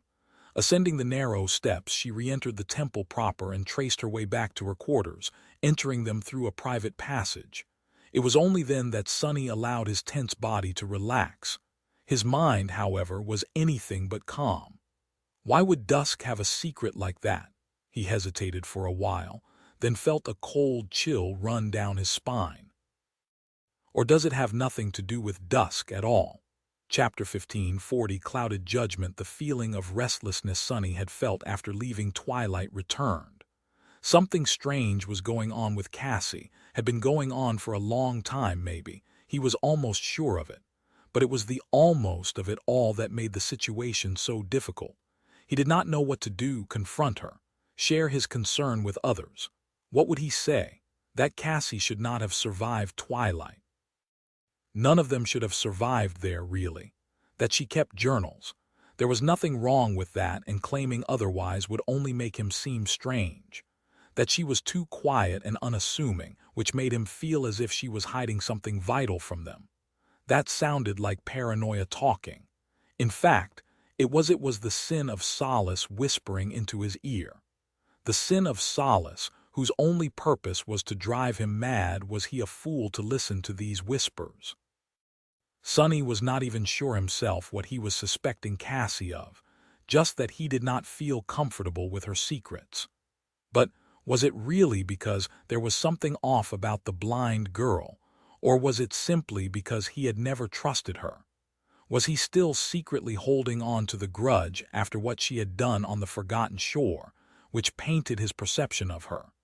Sunny would be lying if he said that he had let go of that grudge completely.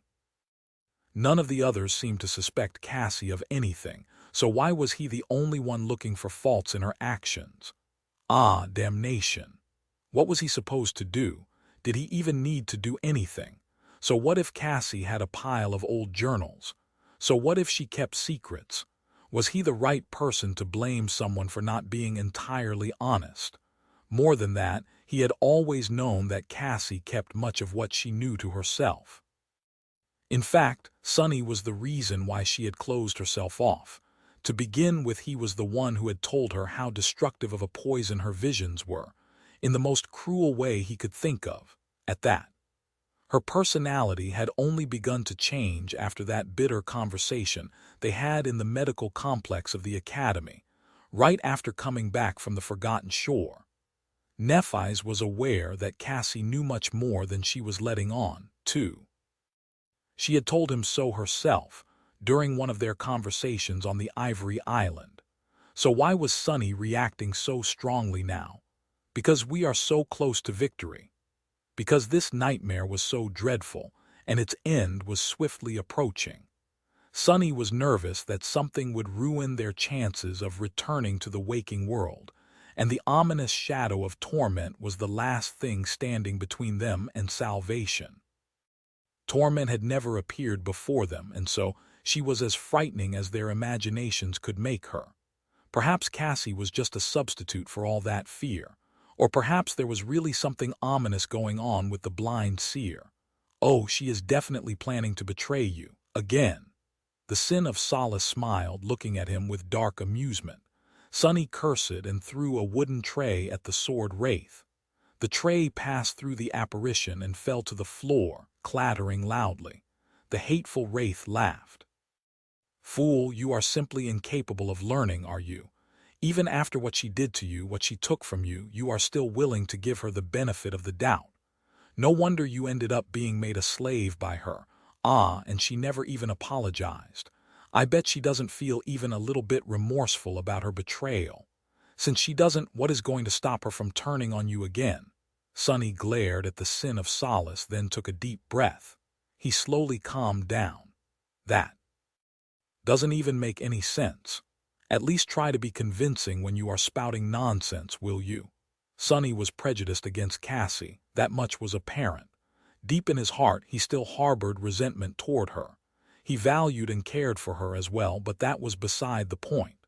Humans were complicated and contradictory creatures indeed. Just like Nephi's had said, they could love and hate someone at the same time. Because Sunny's judgment was clouded, it was easy to find fault with Cassie. But if he flipped his perception and looked at the situation from a different angle, trying to find the opposite, any suspicion that the blind girl could have been doing something to harm the cohort would crumble. It was a preposterous idea. Almost every action Cassie had taken was for their benefit. They would have never made it that far without her. From start to finish, she had been nothing but a selfless ally, putting herself in harm's way on numerous occasions.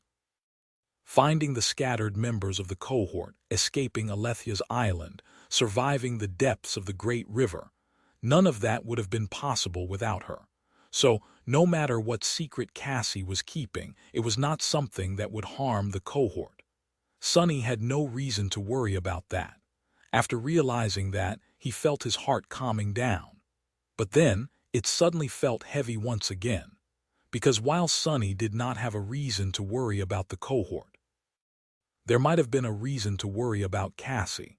She's not preparing herself for something drastic, is she?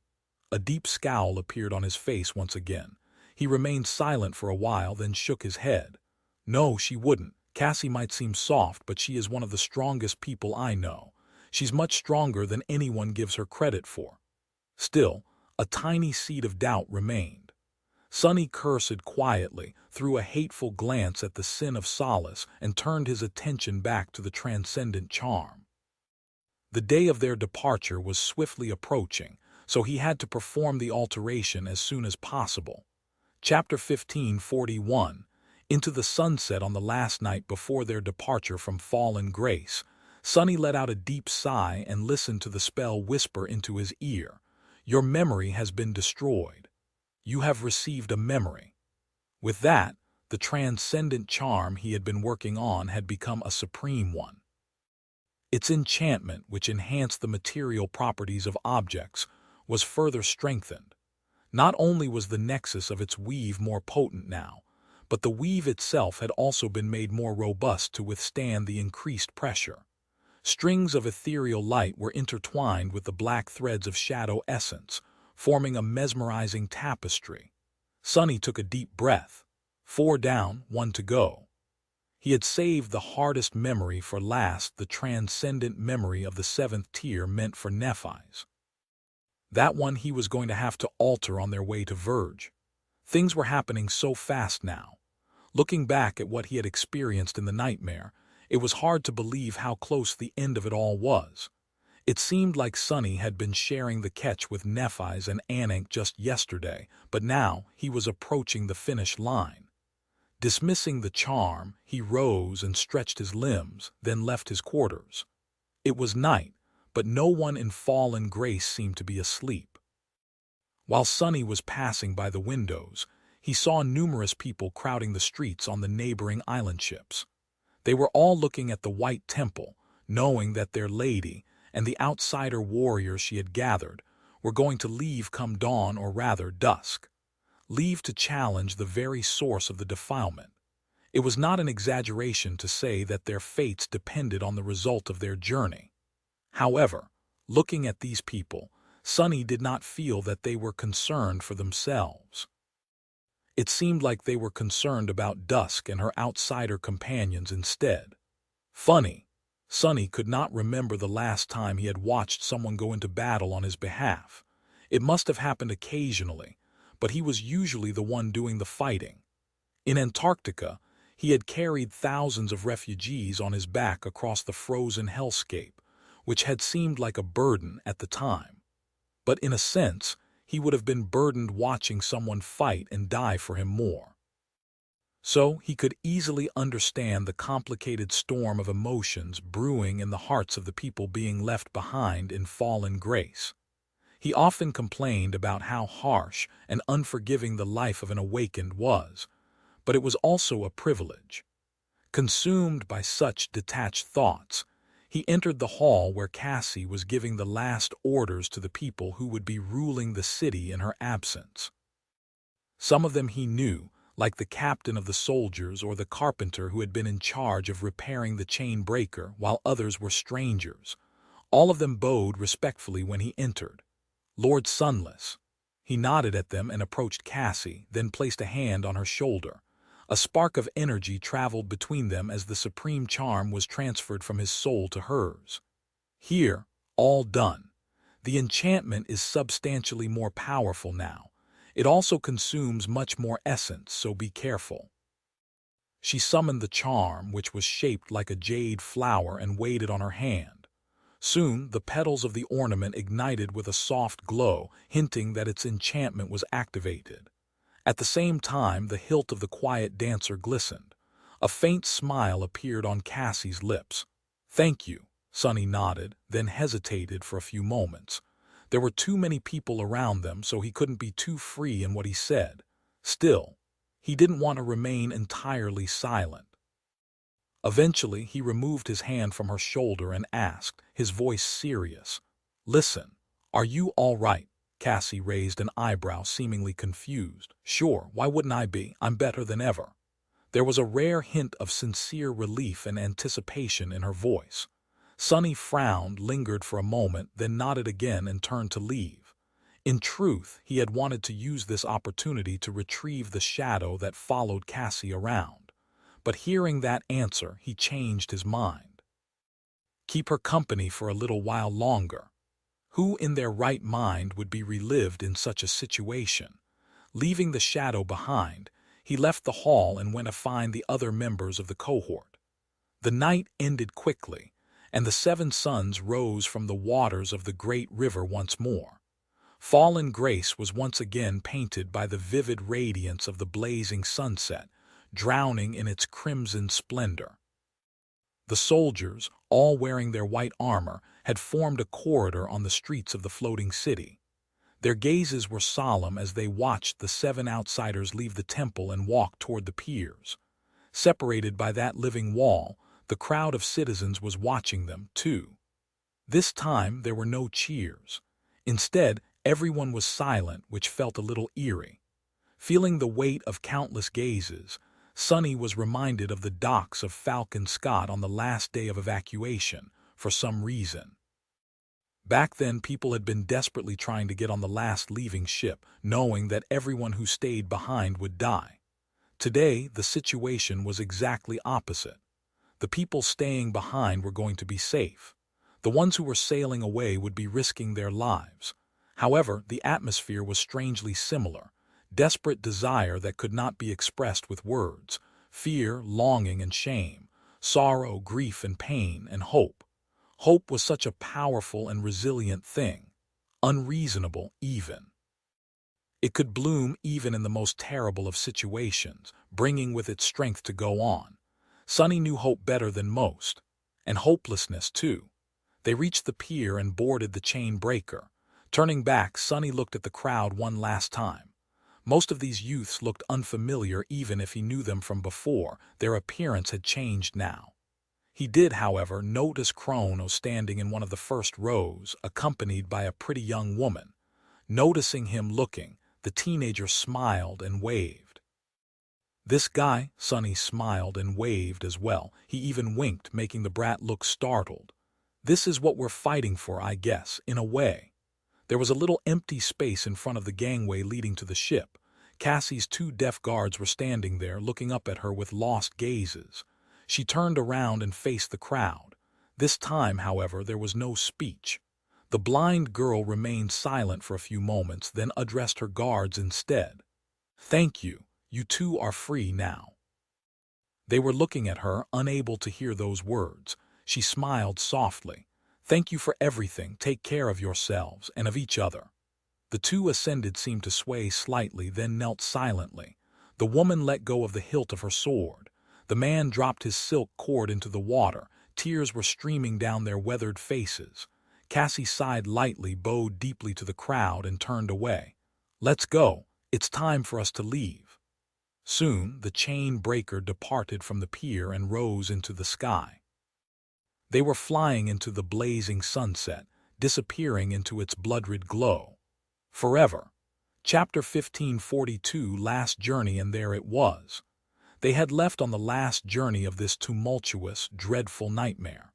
For Sonny and Nephi's, it was especially poignant because they had come from the far reaches of the future and were now on their way to the furthest reaches of the past, where Verge stood. It must have been especially emotional for Cassie, as well, because she was leaving the city she had spent a whole year ruling and trying to preserve. Now, its fate depended on whether they would be successful in their battle against the first Seeker. In any case, she would never see fallen grace again. None of them knew if it would even exist in any kind of way should they prevail. However, it was inevitable for fallen grace to be destroyed should they fail. The blind girl did not look back. Instead, she stood at the bow of the flying ship, facing the setting suns. The others gave her some space, knowing that there had to be a storm of complicated emotions weighing on her heart. Only Sunny could see her face, visible to the shadow that was hiding close by. Cassie's face was not wistful or sad. Instead, it was full of resolve and determination and patience, even.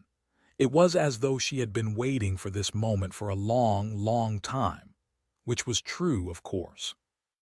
Apart from Mordred, she had spent by far the longest in this nightmare. Sunny knew that he was sick and tired of the tomb of Ariel. The blind girl had to be feeling the same, but much more intensely. We've been here for so long. Sunny had come to Ariel's tomb far away from here. He had spent time with Nephi's, come to care for and then lost Anik, traveled to Fallen Grace and got to know the culture of the river people there, fought against all kinds of underwater horrors on the way to Alethia's island, withstood the insidious hell of the time loop, dove into the depths of the great river and emerged from the other side, battled against the defiled saints in Twilight. It was hard to believe, but he had spent more time in the tomb of Ariel than in Antarctica, not to mention the Kingdom of Hope. Cassie, though, she had been here longer than even on the Forgotten Shore, and that was without even counting the unknown number of cycles the 7 of them had lived through before arriving at this one, hopefully, the last. The chain breaker soared above the waves, flying toward the edge. Sunny spent some time enjoying the view of the blazing river, then rubbed his face and retreated to his cabin. There he concentrated on preparing for the alteration of Neph's silver blade. Now that they were en route to Verge, he felt a sense of urgency and wanted to finish with it as soon as possible. A day passed in meticulous work, then another. On the 3rd day they reached the duskward edge of the great river. It was much like the dawnward edge, but also different. The enormous, inconceivable waterfall was the same. The powerful current that threatened to destroy anything plunged into its crushing embrace was the same. The dark void beyond the edge was the same, as well. But the light here was entirely different from the soft lilac glow of dawn.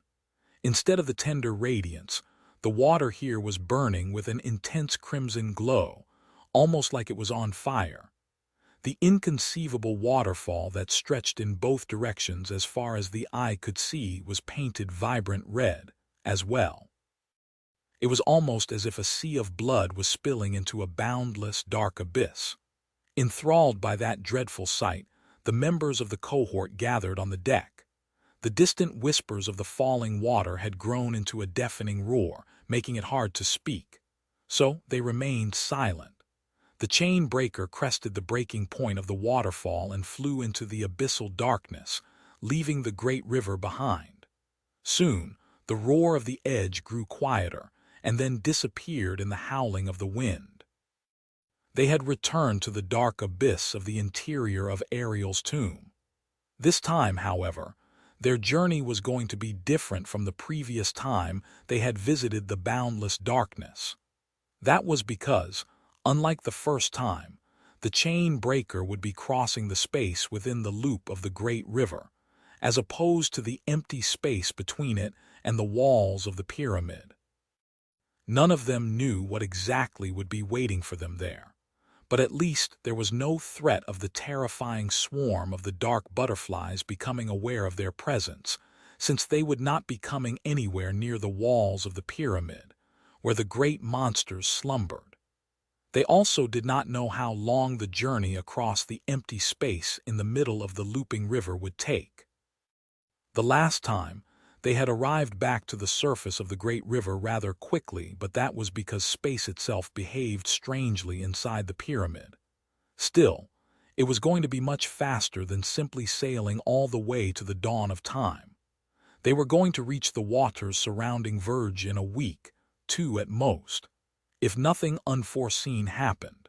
Sunny studied the darkness for some time, feeling both wary of the challenge ahead and ready to face it. Then he gritted his teeth and went back to working on the silver blade. The mind-numbing complexity of weaving calmed him down, eradicating all unnecessary thoughts. Soon, this nightmare will be over soon. Sunny refused to think that they would fail. However, now that they were nearing the end of this dreadful tale, the thoughts that he had banished a long time ago were returning. The thoughts about the fate of Antarctica, of the refugees he had so desperately tried to protect. What was happening to the waking world right now? How was Rain doing?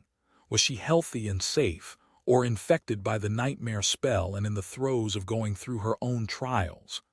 Knowing that he could not allow himself to get distracted at this critical point, he suppressed these thoughts again. He was going to find out sooner than later anyway, if he survived. So, what Sunny had to do right now was make sure that he survived, and that his friends survived as well. He had to fulfill the promise he had given and conquer this nightmare. At all costs. Chapter 1543, Pride of a Craftsman. Just as it was in the black void beyond the great river, the space itself acted strangely in the empty space contained at the center of endless loop of flowing water. The chain breaker had been traversing the vast emptiness for a while now, at least a day or two, from how it felt, but Sunny was not at all sure how far they had traveled. All he knew was that the point of the great river from which they had left seemed far away now, while the point which they hoped to reach was not as distant. It shimmered in the darkness, both alluring and terrifying. Navigating the flying ship toward Verge was not very hard, because it was situated near the source. So, all they had to do was aim for the last stretch of clear water before the area of the great river shrouded in hazy mist. A long time ago, close to the start of the nightmare, Sunny had an epiphany that the strength of his allies was his own power as well. Therefore, he had become determined to increase the strength of the cohort as much as he could, in any way he could. He had been faithful to that determination up until now. Apart from the very action of gathering every member of the cohort from across the tomb of Ariel, that had mostly taken the form of arming them with powerful memories. Sunny had spent much of his time developing and improving his skill as a sorcerer for that purpose. Now, his ability to weave had improved tremendously compared to the start of the nightmare. Studying Anank's mantle had allowed him to make a qualitative leap in understanding of the fundamental principles of weaving, and by studying many memories in order to alter them, Sunny had improved his overall ability as well. As a result, Nef's Crown of Dawn had become a supreme memory. That was still his most valuable achievement, because that single memory was able to empower all the rest of the memories at their disposal. Of course, Sunny had not stopped there. He had also provided his allies with 4 additional altered memories. Kai, Effie, and Cassie now wielded them, preparing to use his gifts in the battle against Torment, the First Seeker, and the remnant forces of the Defilement. His help was not limited to memories, either. Whether on purpose or not, Sunny had also helped his friends grow stronger as individual warriors. Jet had received her aspect legacy and was now wielding the chilling mist blade. Kai had acquired the Dragon Slayer attribute, which enhanced his body and elemental resistance. Nephi seemed to have regained her lost confidence. Her understanding of her divine aspect had deepened, and with it came the knowledge of fire, one of the boons of her mysterious aspect legacy. She was also a Titan now. Sunny had grown vastly stronger than he used to be as well. Not even mentioning his sorcery here in the Tomb of Ariel, he had mastered the 4th step of Shadow Dance and perfected the Shadow Shell technique. He had become a terror. Two of his shadows had evolved, growing much more powerful. A version of him from before Antarctica would have been like a child in front of him at the end of the harrowing Southern campaign. But that version of him, in turn, would stand no chance against his current self. And somewhere between the two, there was a version of himself that Sonny never wanted to meet, let alone fight. The mad prince which had come and gone, changing everything. Are we ready? Still, despite all that growth and power, Sonny could not allow himself to stop until the nightmare was conquered, and the spell called for him to wake up. So he threw himself into weaving, trying to finish the last alteration while the chain breaker was still traversing the black void. The process was not going splendidly. The silver blade he was trying to alter was a transcendent memory of the seventh tier, and possessed many enchantments. Its weave was inconceivably vast and intricate, and although he was not trying to change it entirely, he still needed to study every part of it in great detail. If anything, trying to isolate and transplant a single nexus was proving to be much harder than simply altering the entirety of a spellweave. The elaborate tapestry of essence strings was deeply interconnected. No single thread existed in isolation, instead crossing and touching numerous other threads. Much like fate, the string of a person's fate did not exist in isolation.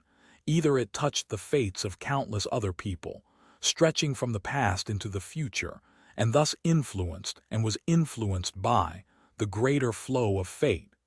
But Sonny was nothing if not resourceful. Weaving strings of fate was beyond what mortals like him could achieve, but he could manipulate strings of soul essence with great finesse. Therefore, he could alter the weave of the silver blade to make sure that the nexus he was transplanting only burdened the pattern of a single enchantment, without breaking the balance of all the rest. He had to add new patterns in some places, and cut the others down to match. Those that were cut had to be restored, of course, albeit taking a different shape. Slowly but surely, countless lightless threads of shadow essence became intertwined with the radiant strings of ethereal light. He had forgotten about all else, pulling on everything he had learned about weaving to accomplish his task. From his first tentative attempts at creating sorcery, back in the bloody menagerie of monsters under the arena of the Red Colosseum, to creating memories for the brilliant Emporium, to improving the soul arsenals of his soldiers in Antarctica, and creating the siege souvenir to slay Goliath, to learning from Anank's mantle, and altering the crown of Dawn, all the lessons he had learned were put to use, allowing him to create a lethal sword for Nephi's. He knew that she would achieve incredible things by wielding this weapon, and if he managed to accomplish his ambitious alteration, every achievement she made with the silver sword would, in small part, also be his. Sonny, who had always been a fighter, was feeling a strange exhilaration as he worked on the complicated memory. It was the unfamiliar but rewarding pride of a craftsman who was confident in the usefulness of his work. And then, finally, everything was ready. Summoning 2 pairs of shadow hands, Sonny took a deep breath, picked up Weaver's needle and got to work. Time seemed to slow down as his 6 hands moved through the vast tapestry of glowing strings, snapping some and weaving new ones into the intricate pattern. Drops of sweat fell from his brow, but he did not pay it any attention. His expression remained calm and composed, utter focus permeating his gaze. Golden sparks ignited in the depths of his altered eyes, and his fingertips felt the slightest vibration spreading through the essence strings. From time to time, his skin was cut, but no blood seeped out of the cuts. He did not allow the pain to distract him either. Wondrous, Sonny felt exhilarated as he weaved sorcery, and then he felt overjoyed. Lowering his hands, Sonny let out a long sigh and listened to the spell announcing the destruction of a memory and the creation of a new one. He had succeeded, and now that he did, there were no more preparations to be made.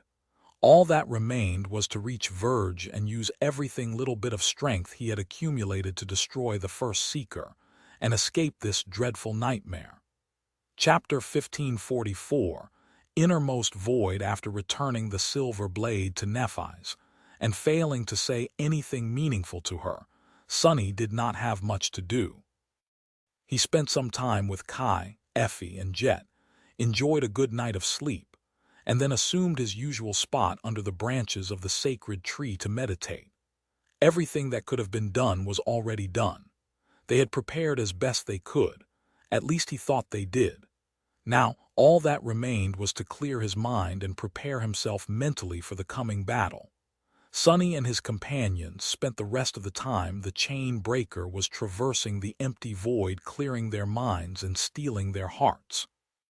The battle they faced promised to be a dire one, but honestly, Sonny did not find it hard to calm his mind and get ready to face whatever it was that would come. There were only so many times he could feel nervous to the point of losing sleep before a decisive battle.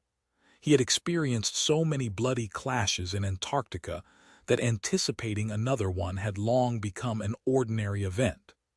Preparing for one mentally was not only a skill, but also a habit. So Sonny found himself feeling strangely calm. He slowly went over his experiences in the tomb of Ariel, consolidating his insights and shoring up his fundamentals. Rapid growth was most welcome, but failing to digest his many gains properly could leave him unstable.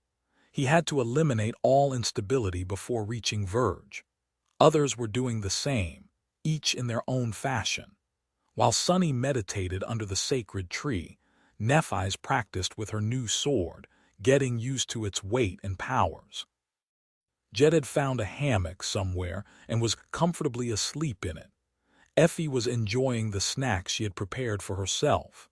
Kai was practicing a strange, outwardly inefficient form of archery while absent-mindedly humming a song. Cassie was steering the ship, which seemed to calm her down. Mordred, morbidly enough, was inspecting his collection of bodies. Those of them that had belonged to Awakened each possessed their own unique powers, so he was probably coming up with plans of when and where to use them best. That guy is such a creep. Sonny shook his head and then went to inspect his shadows, which were created from the dead creatures he had killed. Not creepy at all, surely. Everything seemed to be in order. Everyone was ready. But before they could return to the great river, an unexpected event threw a wrench into their plans. Sonny was on his way to the bow when a loud boom resounded from below the deck, and the entire ship suddenly shook. Gritting his teeth, he immediately stepped through the shadows and appeared at the galley, which seemed to have been the place where the booming sound originated. He had expected to see some harrowing nightmare creature that had come from the void and infiltrated the chain breaker, or perhaps Mordred trying to kill one of the members of the cohort, but nothing like that was happening. Instead, he only saw Effie standing near the bulkhead hissing curses. Her fist had crashed through the durable wood, splintering and cracking it. Her other hand was resting on her belly. Her face was pale and twisted by a grimace of pain. Before Sonny could understand what was happening, Kai and Jet appeared at the doors. Cassie was not far behind them. Mordred had not deemed it necessary to show up, but was definitely watching through the reflections. Nephi's, meanwhile, remained on the stern, controlling the ship. What happened? Effie lingered for a few moments, then turned to them and forced out a smile. The sight of it was familiar, but Sonny was unnerved by the dark, bitter look in her eyes. The huntress took a deep breath and said, her voice somewhat strained, I think that was a contraction."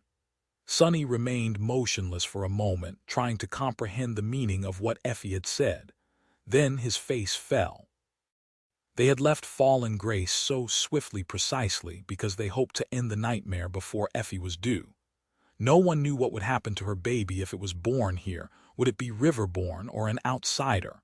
Would it become infected by the nightmare spell the moment it was born? Would it survive the return to the waking world? Because they did not know, they could not risk it. They had to escape the tomb of Ariel as soon as possible, and it had seemed like there was enough time. But fate had different plans. Even though Effie had not been pregnant for 9 months yet, the labor had started prematurely. Seen from a different perspective, though, she had been carrying her child for close to 2 years now, so if anything, its birth was long overdue. Effie studied their frozen faces and then looked down with a sigh. "Sorry, everyone," Sonny frowned.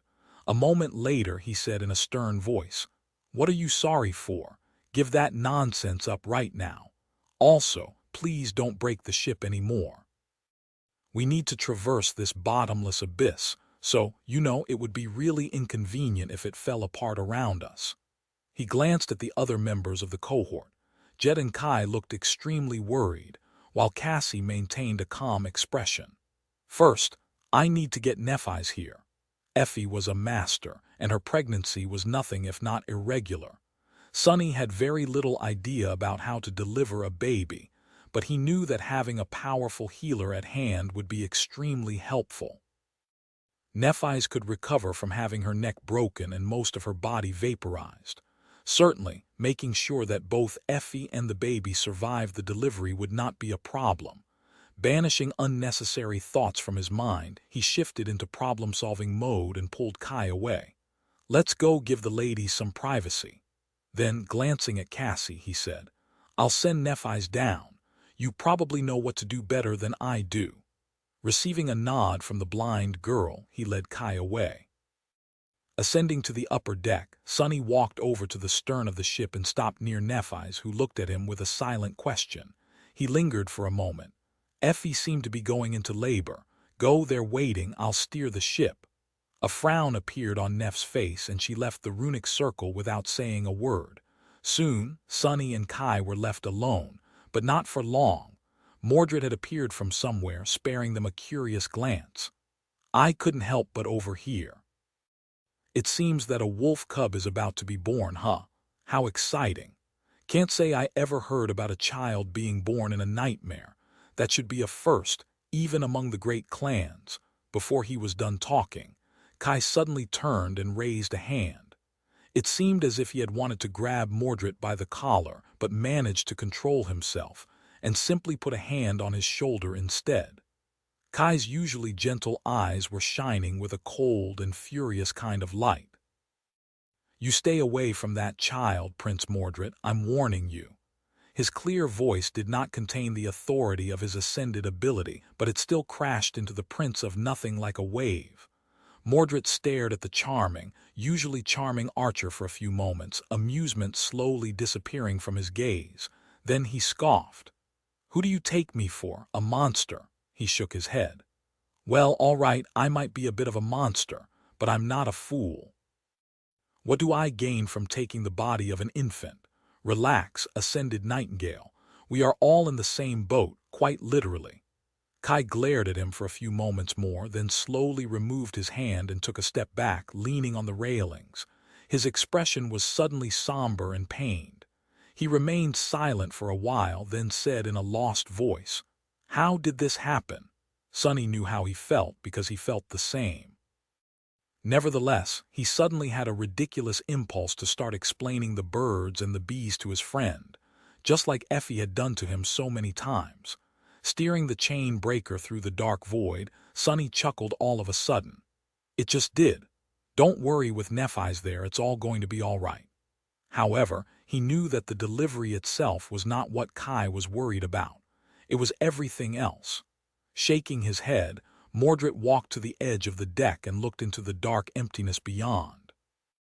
Somewhere far away, the great river flowed, a long span of it shrouded in mist. Outside the mist of the source, Verge was waiting for them. He smiled. "What an exciting nightmare it is it not?" Chapter 1545, Purest sound. The delivery did not go smoothly. Sonny, Kai, and Mordred, of all people, remained on the stern of the ship for more or less the entire time, waiting for the results. Sonny at least had a task to keep him occupied. Guiding the chain breaker across the black void was not very difficult, but it still required attention. Mordred did not seem to care that much, but Kai was extremely concerned. He paced nervously, sometimes glancing down, but then hurriedly turning his gaze away. It was a bit strange. All three of them could learn exactly what was going on Sunny thanks to his shadows, Mordred through the reflections, and Kai due to his awakened ability. However, none of them made use of that opportunity, preferring to remain in the dark about what was happening below deck. It was not like they did not receive any signs, though.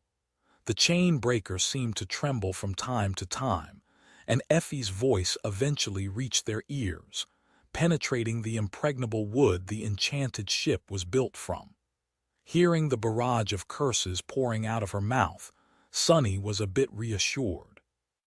Things could not be going too terrible, considering that she had enough energy for such eloquence. At the same time, he felt his ears slowly turning numb. Some of those words he did not even know. Others seemed familiar but used in an entirely new context. Even after growing up in the outskirts, he was on the verge of blushing a little. Really, is there a need to be so descriptive? She has been chewed on by all kinds of nightmare creatures. How bad can the pain be? Nevertheless, the process continued for many hours. After a while, Effie's voice grew tired and his expression grew dim. It was taking too long. Even without being able to precisely measure time, Sunny knew that Effie had been in labor for longer than usual. It has already been a full day, at least, and there seemed to be no end to it. Nephi's, Cassie, and Jet were with her, handling the process. They would have called upon him and Kai if they needed help, but none of them had appeared from below the deck. Sunny was growing more and more uneasy, and Kai was entirely beyond himself by then. "Should we do something?" Sunny looked at him somberly. "Do what? There's nothing to do. Calm down. Neph is there, so everything will work out." Kai hesitated for a while, then nodded. It was hard not to feel useless. It was even harder not to feel burdened by the uncertainty of the future. They were going into battle very soon. The timing of it all was extremely unfortunate. Disastrous, maybe. This whole nightmare had been one disaster after another, starting with the dire necessity that had forced them to enter the Seed to begin with. And the man responsible for landing them into this situation was right here with them, yawning as he looked into the darkness. Sunny suppressed the desire to toss Mordred overboard, not because doing so would lessen their chances of prevailing in Verge even, but simply because he knew that getting rid of the bastard would not be that easy. Letting out a heavy sigh, he moved the steering oar slightly and looked ahead. Time slowly passed. The intensity of Effie's labor only grew, while at the same time her voice became more and more fatigued. And then, after something that felt like several days passed, they finally heard a new sound. The shrill, loud sound of a baby crying. Kai let out a long sigh and simply sat down where he stood, looking completely exhausted. It was as if it was him who had given birth to a child, not Effie. But Sunny knew how he felt. It was indescribably strange to hear a child's cry in the black emptiness of the tomb of Ariel. A pure sound like that did not belong in this dreadful place. It seemed wrong and alien, and at the same time strangely uplifting. Feeling a profound sense of relief, Sunny poured his essence into the runic circle and slowly brought the chain breaker to a halt. The flying ship hovered in the dark abyss, unmoving, the leaves of the sacred tree emanating a beautiful glow. Sunny remained motionless himself for a while, then took a deep breath and left the runic circle. Glancing at Kai, who seemed too mentally exhausted to think straight, he shook his head and said, "I'll go check." He walked across the deck of the chain breaker and descended below deck, eventually finding his way to one of the cabins. In front of it, the air was heavy with the scent of blood. A radiant memory illuminated the gloomy interior of the corridor, and Cassie was standing in front of the door, her face tired. Hearing his steps, she turned her head slightly. Sunny stopped, feeling his heart beating rapidly. How is she doing?" A faint smile slowly found its way onto the blind girl's face, illuminating it beautifully. "It wasn't easy, but she's fine. They're both fine. Nephi's helped." He hesitated. What about the timing? Wasn't it too early? Cassie remained silent for a moment, then shrugged with uncertainty. Everything seems fine. Then she suddenly remembered something and raised a hand. Oh, can you lend me the endless spring? I was supposed to bring more water, but the nearest barrel is all the way in the cargo hold. We'll wash them off, and then you'll be able to see them. Sonny summoned the memory and placed it in Cassie's hand, feeling a storm of emotions raging in his wildly beating heart. What the hell? What is this damned nightmare, even? Right, sure, of course. I'll go tell Kai. He turned to walk away, then froze. Oh, I forgot to ask, who is it? A boy or a girl? Cassie smiled wider and then opened the door of the cabin, slipping inside. It's a healthy boy, chapter 1546, raised by wolves. Although Effie had gone into labor prematurely, both she and her infant son were all right. The worst fear of the cohort had not come true either. Perhaps because the child had been conceived in the waking world, or perhaps because he was born in the black void outside the currents of the great river. At the very heart of Ariel's tomb, he was not river-born. At least that was what they surmised after cautiously setting the chain breaker in motion and observing no change in the appearance of the baby. It was an immense relief. Even Sonny, who always expected the worst and was usually prepared to receive painful blows from fortune, felt like an incredible burden had been lifted from his heart. The immediate danger had passed. Of course, the future was still uncertain. They still had to fight torment and destroy the first Seeker. The child's life still hung in a fragile balance because it was unknown what would happen to his soul after the end of the nightmare. But somehow, Sonny felt hopeful. After everything had been said and done, the chain breaker continued sailing through the dark abyss. The members of the cohort took turns spending time with Effie and her newborn, full of contradictory emotions. The huntress herself had been exhausted by the prolonged labor, but was regaining her vigor and vitality at an incredible rate. She still looked tired and drained, though, when Sonny came to see her. Effie was in her cabin, sitting in a comfortable chair. She was wrapped in a blanket and holding a sizable bundle in her arms, looking at it tenderly. Sonny was actually startled by that gaze, unaccustomed to seeing his friend so openly vulnerable and strangely content. Hearing him enter, Effie looked up and smiled tiredly. "Ah, Uncle Doofus. Welcome, welcome." He approached and looked at the bundle, finally laying his eyes on the newborn. Effie's child looked pretty much like all infants did, with the exception of the fact that he was entirely too large to have been born mere hours ago, at least twice the size of a normal baby. That poor woman. Sonny looked at the huntress with pity. Effie had always been unreasonably tall, and her son would grow up to be a real giant from the looks of it. Internally, Sonny sighed. Another beanpole, gods. That brat is going to be taller than me in no time, won't he? Well, he might just grow up to be taller than anyone. That's a relief. Effie's smile grew wider. He's beautiful, isn't he? Sonny stared at her in confusion. She had really chosen the wrong person to ask that question. What are you talking about? He's absolutely ugly. All infants are. And don't give me that look. You know I can't lie. The huntress stared at him for a couple moments, then laughed and gently stroked the sleeping infant's soft head. Well, I think he's beautiful. Almost as much as his mom is, eh? Sonny shook his head, wondering if all parents were a little sick in the head. Well, they had to be.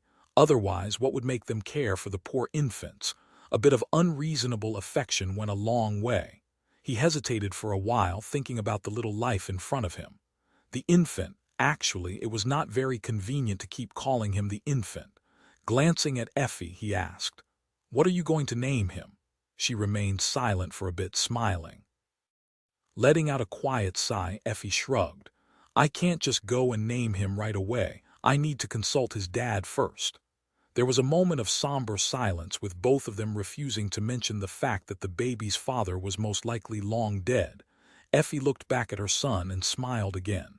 "Ah, but look at him. He looks like a little dumpling, doesn't he?" Sonny's eyes widened a little. "I knew it. He shook his head energetically.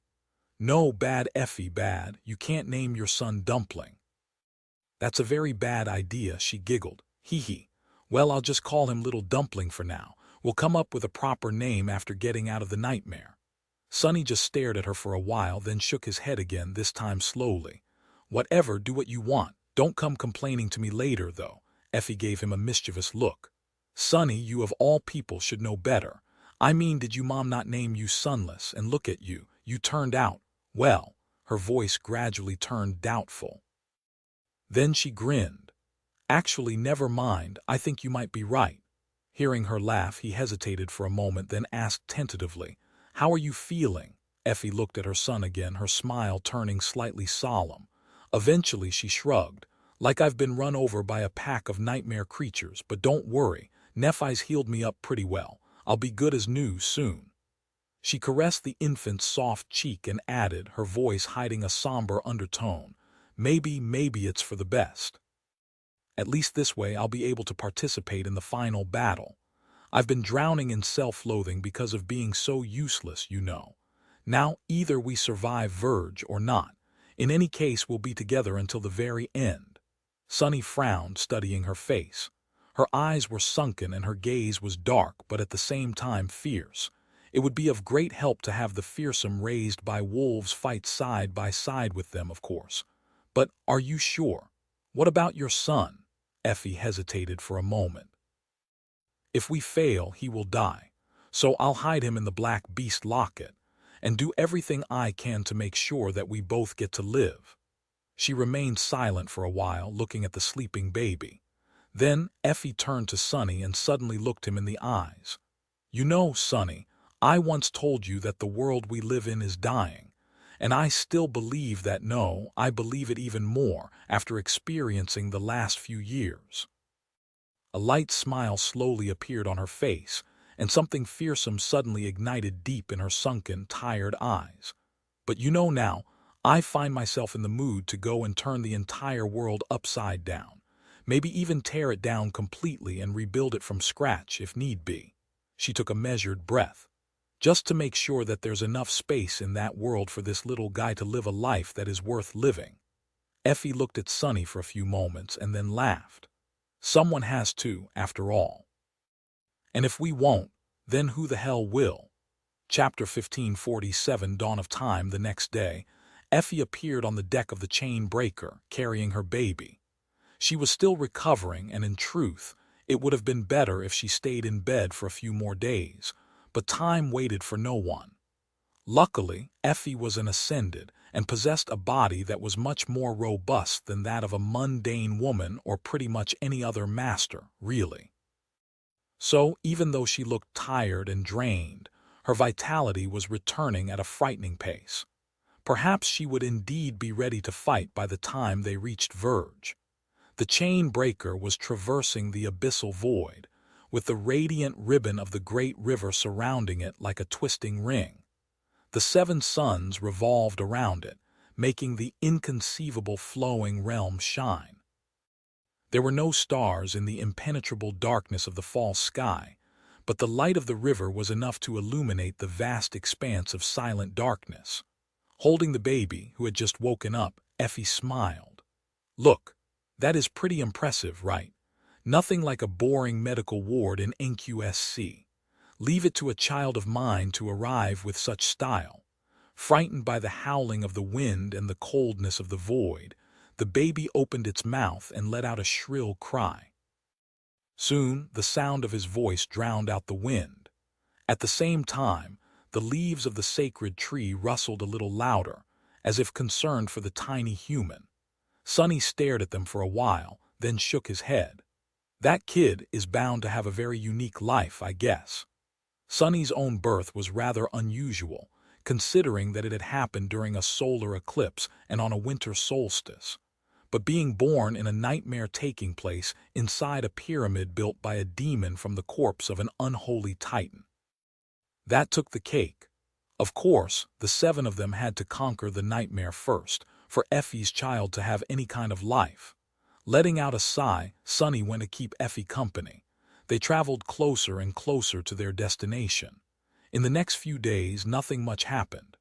Everyone was alert, afraid that the black void would be hiding horrors of its own, but it was truly and utterly empty. The members of the cohort spent time training, meditating, and hanging out with the baby. Sonny himself did not particularly see the charm. For now, the infant was indeed no different from a dumpling. All he could do was sleep, cry, and suckle on Effie's breast. There was little sign of intelligence in his eyes, and he did not really emote or react to anything. In short, the baby was ugly and boring. But being with her son seemed to make Effie very happy, so Sonny could not hold it against him. Everyone had their faults after all. Plus, while the infant himself was a bit of a letdown, watching how everyone reacted to him was rather fun. Kai seemed to be absolutely smitten. Cassie allowed herself to show her soft side, which had been hidden behind the mask of composure for so long that few people remembered what it looked like. Jet seemed to be in the same boat as Sonny, but she was also a bit intrigued by the tiny human. Perhaps she was holding herself back, though. Even Nephi showed some reactions, acting perplexed, bewildered, and slightly mortified when Effie forced her to hold the infant, which was a very rare sight and therefore precious. Mordred was not allowed anywhere near the baby, which seemed to suit him fine. He did, however, seem a bit fascinated by the whole thing. Motherly love must have felt alien to him, who had spent most of his childhood being raised by a sinister sovereign. Sadly, they did not have a lot of time to pay attention to the newborn. The battle for Verge was approaching, and so everyone was concentrating on that dire ordeal. About a week after Effie had given birth, the chain breaker returned to the great river. This time they did not pass above one of the edges, landing directly in the middle of the vast flowing expanse under the azure sky. The sky was the same, the seven suns were the same, and the currents were the same. However, here at the dawn of time, the air itself somehow felt different. If the span of the great river where Sonny had first found himself corresponded to the present day, the age of the nightmare spell, then these distant waters, situated very close to the misty source, corresponded to the earliest days of creation, the age of gods, when the six deities battled against the remnant abyssal beings across the newly born world, aided by the living creatures they had created, as well as the demons. It was hard not to feel a bit of awe at simply being near such mythical times. It was also hard not to feel pressured, not only because Verge was near, but also because this region of the great river was especially treacherous. There was only one place more dangerous in the tomb of Ariel, the place far upstream that corresponded to the world-ending Doom War, and was the source of the time storms. The battles between the gods and the demons had been furious and harrowing enough that the great river was forever twisted by their echoes. But the battles between the gods and the abyssal beings that had escaped the sealing of the void must have been just as dreadful. Therefore, any traveler had to be extremely careful while traversing the waters near the source, and there was the risk of running into the defiled abominations, too. Soon after landing, the members of the cohort gathered at the bow of the chain breaker, looking at the distant horizon. Their faces were solemn. They had made sure to land close to Verge, but did not dare to approach it yet. Nobody knew what was the state of the defiled city, how many abominations populated it, and what torment had in store for the potential invaders. Therefore, they had to proceed with caution and gather as much information as they could if they could before coming up with an actual plan of attack. Nephi's remained silent for a few moments and then said, her voice even, "This is it." Chapter 1548, Final Act. She studied the waters and put her hand on the hilt of her sword. The enchanted scabbard was the same, but the blade it sheathed was different. The longsword bestowed upon her by the great clan Valor had been destroyed in Twilight, and replaced by the silver blade, which was currently molded to a similar shape. That weapon was a reward Nephi's received for slaying Soul Stealer, a defiled saint who had once been a prince of the same clan. Whether there was some symbolism to one replacing the other, Sunny did not know. Nephis turned slightly, looking at Cassie, and asked, "How long before we reach Verge?" The blind girl was the best at steering the chain breaker, the most familiar with the slate map created by the Sybils, and the one who had spent the most time among the river people. So she was their navigator. Cassie lingered for a moment. "No more than 2 days if we sail at moderate speed. More if we want to be truly careful, less if we want to abandon caution." Noting the answer, Nephis glanced at Mordred. "Is there danger close to us?" The Prince of Nothing had been a bit cagey about the particulars of how his aspect worked, but by now they knew many things about it. For example, the distance at which Sunny could control his shadows as an ascended terror was somewhere around 24 kilometers. His perception was limited to what the shadows perceived, though. Mordred's dormant ability, on the contrary, allowed him to perceive the world through any reflection within a similar range, adjusted for the fact that he was merely a beast at the moment. It also allowed him to travel physically between these reflections.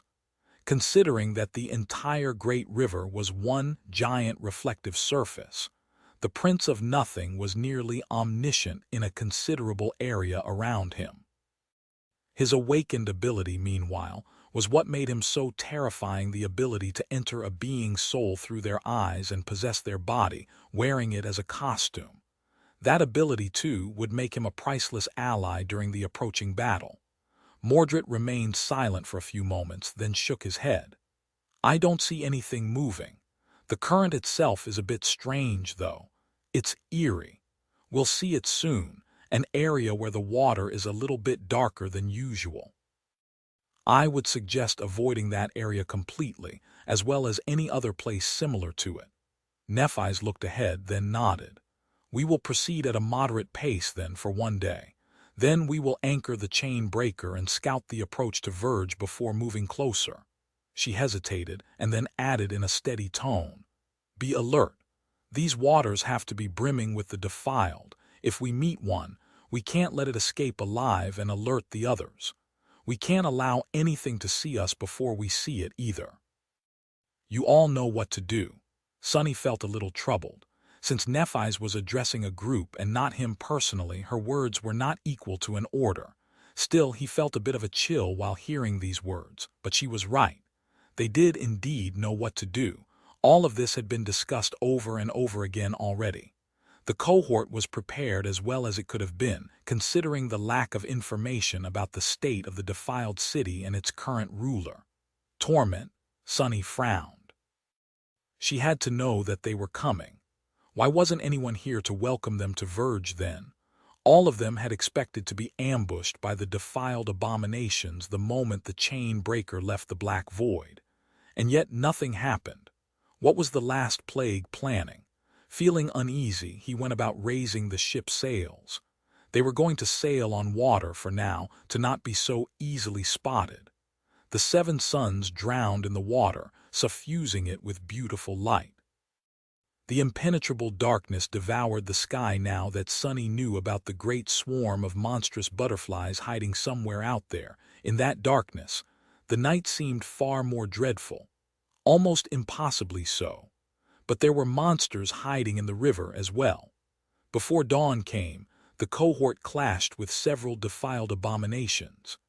Each of them was more powerful than the nightmare creatures they had usually fought upstream, and far more cunning. Thankfully, the might of the 7 masters was more than enough to deal with these solitary abominations. Although it took some effort, none of the defiled managed to escape.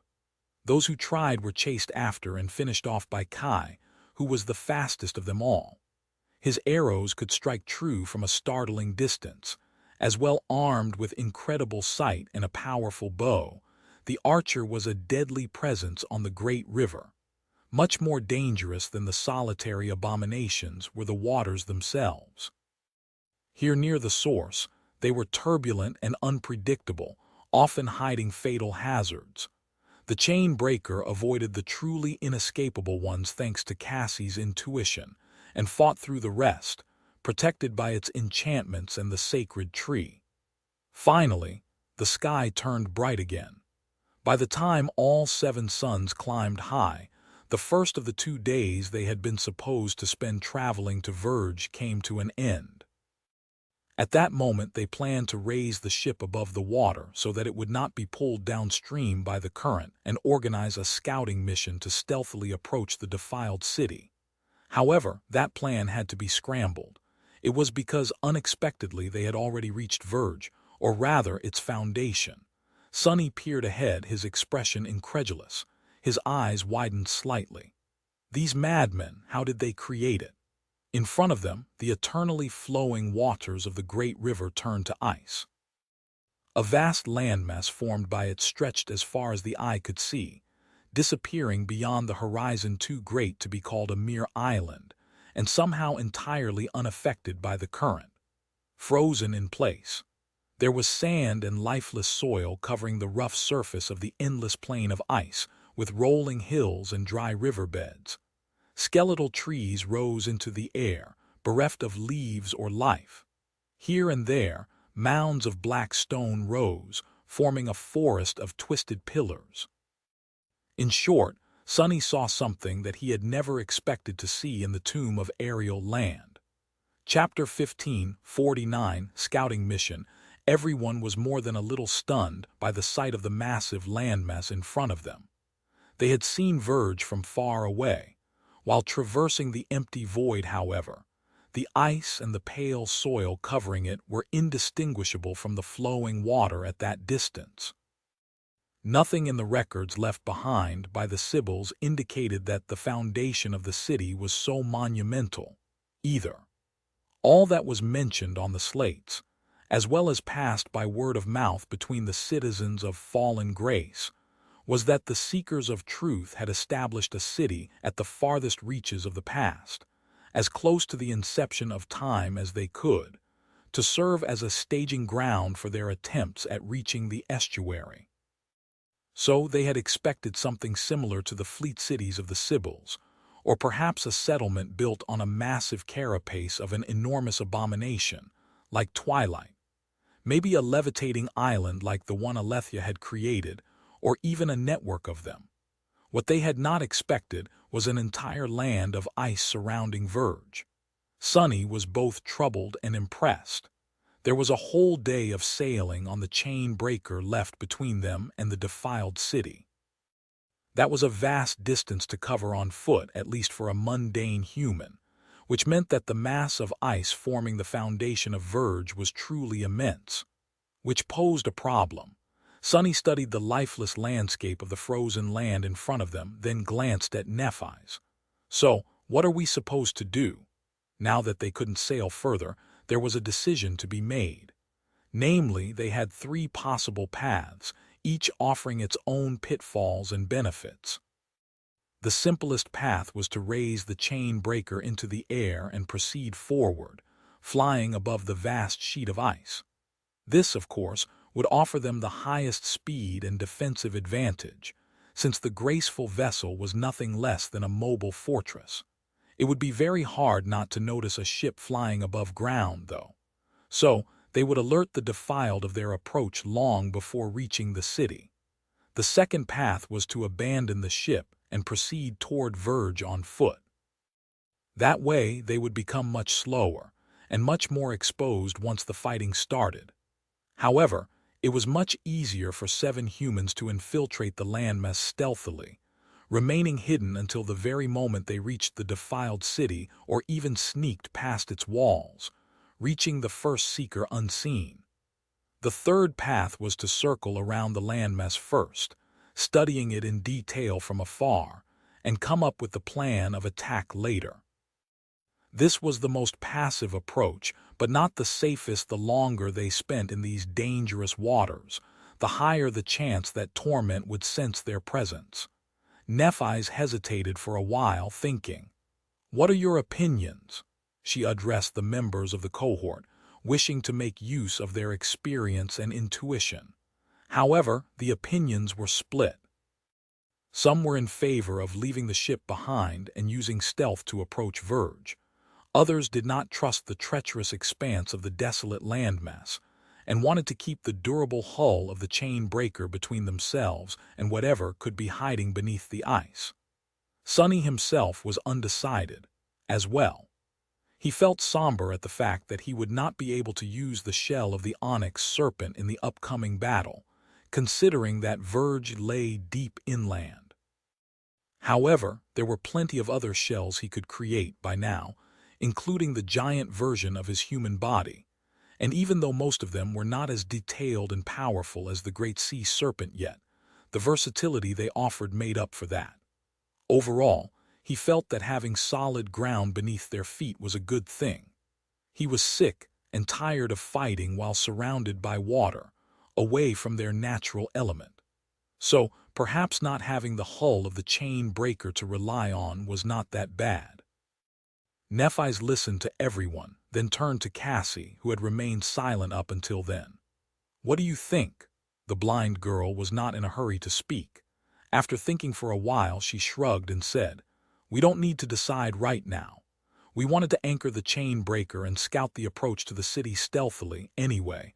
All that changed is that we can do it on foot now, instead of swimming and flying. So, why don't we explore this desolate place first before making the final decision?" Sonny moved slightly when she spoke. He threw a long look at the blind girl and then asked nonchalantly, "What is the best way to explore this place quickly, in your opinion?" Cassie hesitated for a moment, then said thoughtfully, "One person has to stay with the ship. The rest should split into 3 teams. One team will proceed straight forward.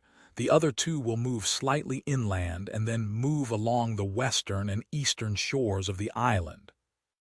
Everyone will regroup back on the chain breaker tomorrow and share what they discovered." His expression darkened slightly. Nephi's, meanwhile, nodded. "Splitting up might be dangerous, but it's the only way to cover a lot of ground quickly.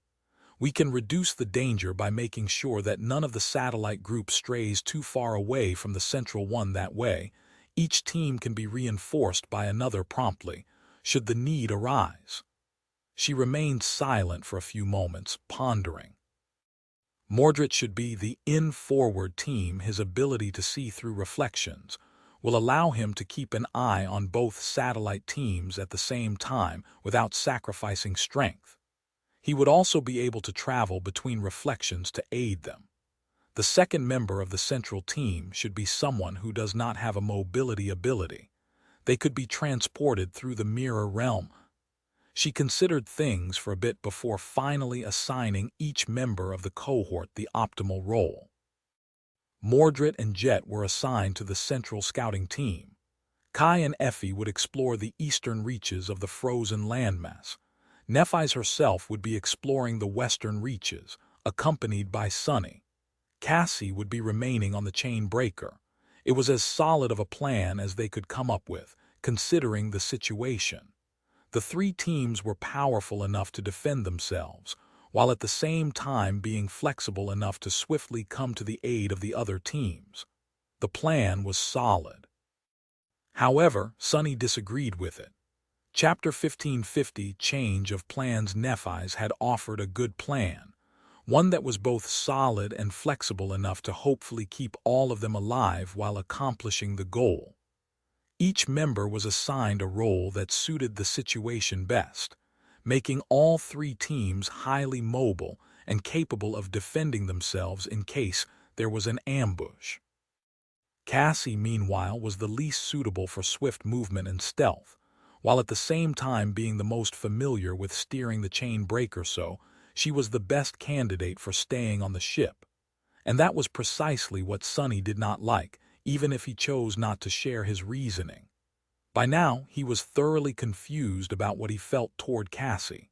Was he suspicious of her, or concerned for her, or simply acting paranoid, his thoughts muddied by the sin of solace? He did not know, but he did know that as soon as she spoke, his intuition raised an alarm. The blind girl did not directly volunteer herself to remain alone on the chain breaker, but she did not need to. As soon as they had decided to leave someone behind, she was the obvious choice. Instead of telling Nephis to choose her, Cassie could simply let her come to the conclusion without anyone's help. And while Sonny was not sure about the reason for his anxiety, he was absolutely certain that Cassie had engineered this situation on purpose. For some reason, she wanted to send the cohort off and stay on the chain breaker alone. Why? Was it to lure them into a trap? Of course, no. Sonny had already established that suspecting the blind girl in wishing to harm the cohort was preposterous. However, he could easily imagine her going on some stupid, self-sacrificial quest by piloting the flying ship into the heart of Verge and dropping it on the first seeker. Or maybe drawing Torment away from the city at the cost of her life, to let the cohort win. Which was not to say that his imagination reflected reality. There can be any number of explanations for Cassie's subtle manipulation, from completely innocent to absolutely ominous. In any case, he did not like it. Which was why, after Nephis explained the plan, Sonny shook his head. I disagree. The members of the three teams will be able to cover each other, true, but what about the person staying on the ship? Once we travel far inland, they'll be completely alone. If something happens, not only will Cassie be in danger, but we also risk losing the ship and becoming stranded with no way to retreat. Nephis looked at him and frowned slightly. There was a silent question in her eyes, but Sonny pretended not to see it. Eventually she nodded. That is a valid concern. Do you have a suggestion? Sonny shrugged. Yeah, I think I should stay on the ship with her. My aspect is the most versatile, so I'll be able to deal with all kinds of situations. That would leave you without a partner, though, so the number of teams should be reduced from 3 to 2, one team consisting of you and Mordred, the other of Effie, Jet, and Kai. He smiled. Mordred can use his ascended ability to transport both of you, while Kai can carry both Jet and Effie in the Beast Locket. Therefore, everyone will be much safer. Not to mention that Mordred would not be able to pull any tricks under Neff's nose, considering she was more or less immune to his awakened ability. Nephis stared at Sonny for a bit, a subtle hint of confusion hiding in her eyes. His suggestion was not unreasonable, though, so she nodded eventually. All right. Let us proceed with that team composition then. There was no time to waste and no need to say anything else, so everyone immediately started preparing for the mission. Effie brought up the straw basket Sonny had masterfully weaved for her, cushioning it with a blanket. That basket was meant to be the infant's crib. Safely wrapped, the baby was going to spend the next few days on the idyllic and perfectly safe meadow inside Effie's supreme memory, sleeping and being visited by his mom, or other members of the cohort, every few hours until the final battle.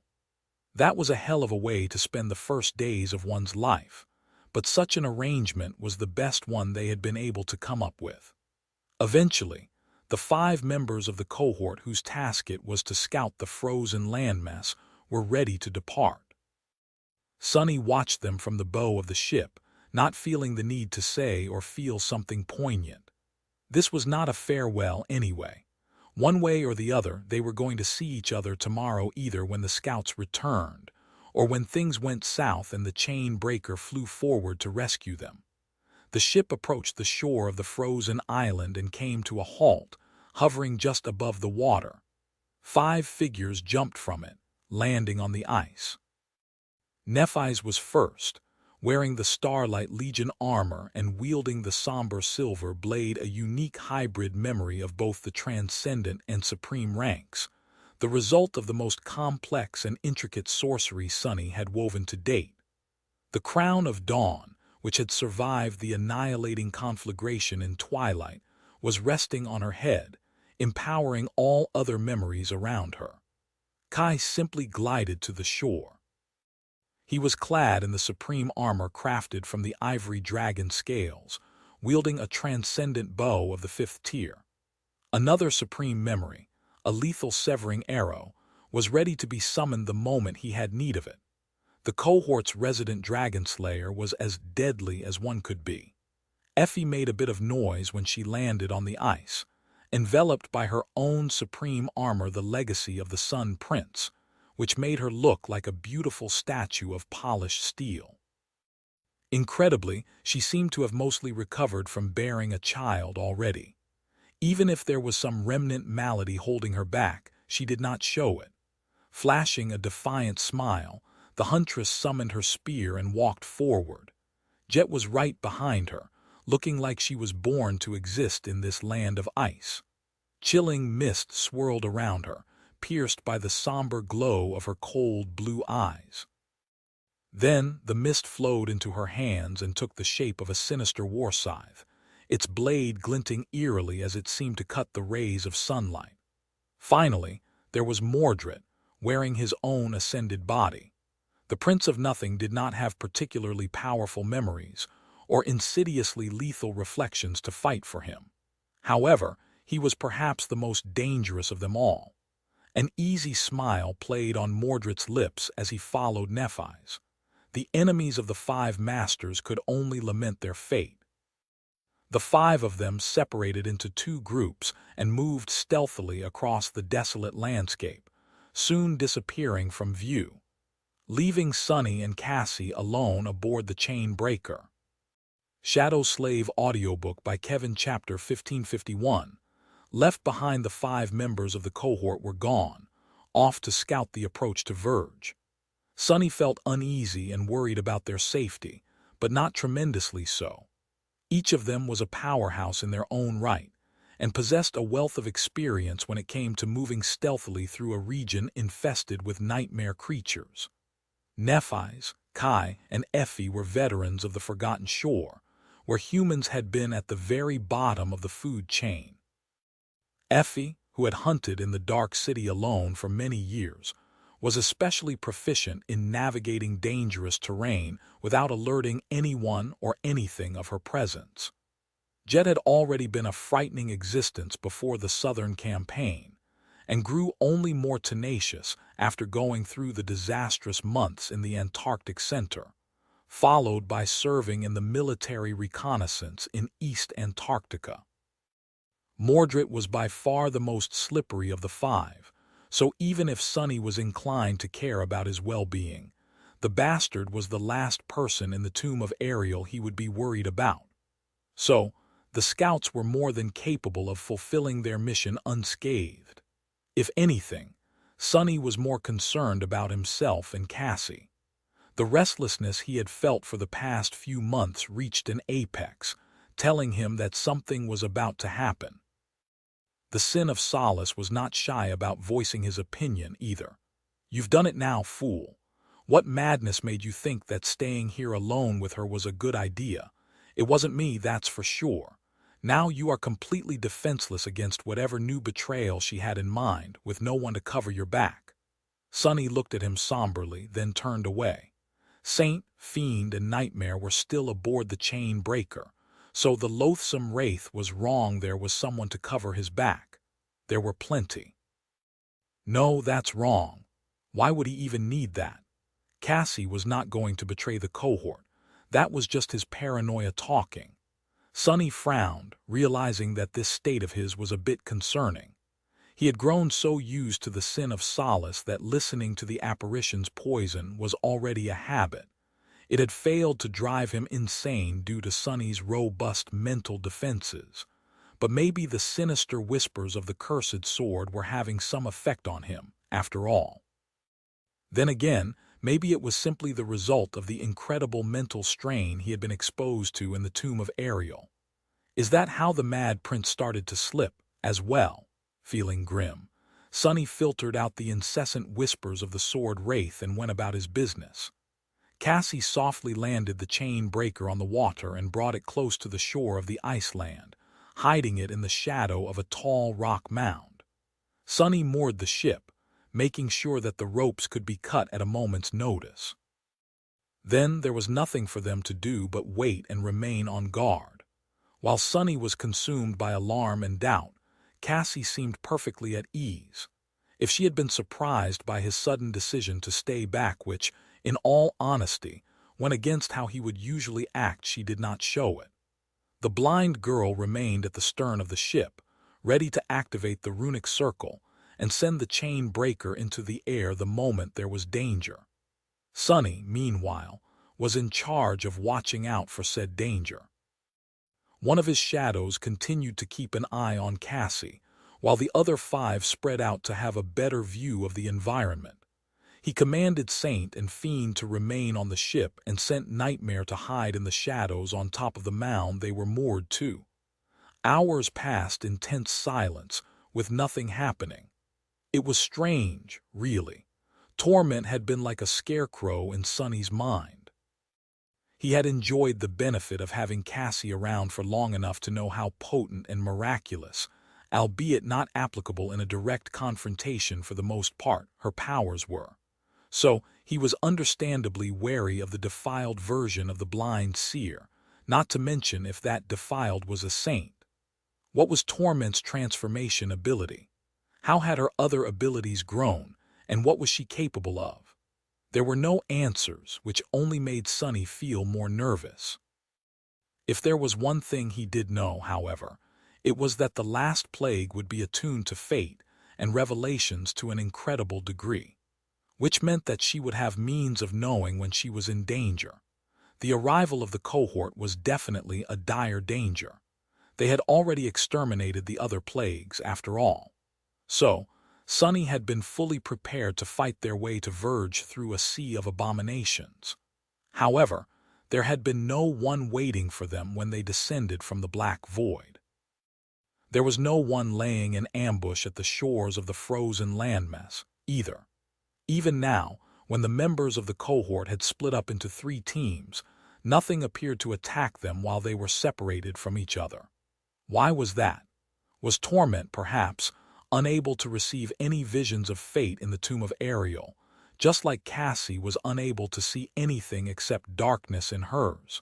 That would certainly make things easier, if Cassie was really unable to see the future. Was Torment's strange passivity the result of the Mad Prince's schemes? Sunny was full of alarm and ready for something perilous to happen, but nothing was happening. That only added to his frustration. Cassie remained on the stern, acting like nothing out of the ordinary was happening. Hours slowly passed, and then the night came. The 7 suns drowned in the water, and the great river ignited with a soft, iridescent glow. Even the massive plain of ice shone dimly, illuminating itself with a pale, ghostly radiance. Bathed in that radiance, pillars of black stone were like a forest of colossal dead trees. Sunny remained on the deck for a while, looking in the direction of Verge and wondering how the members of the cohort were doing. After a while, he went to the stern and spoke with Cassie about taking turns guarding the ship. "My shadows will wake me up instantly if something happens. So, if there's danger, just keep yourself alive for a few seconds. I'll be there before you know it." The blind girl nodded seriously. "Of course. Go and try to rest well. There probably won't be a chance to do so after the scouts return." Sunny hesitated for a bit, then descended below deck and entered his cabin. Laying down on his cot, he closed his eyes and relaxed his body. He also controlled his heartbeat and breathing, making them as calm and natural as he could, pretending to be asleep. But of course, Sunny was not asleep. Instead, he was observing Cassie.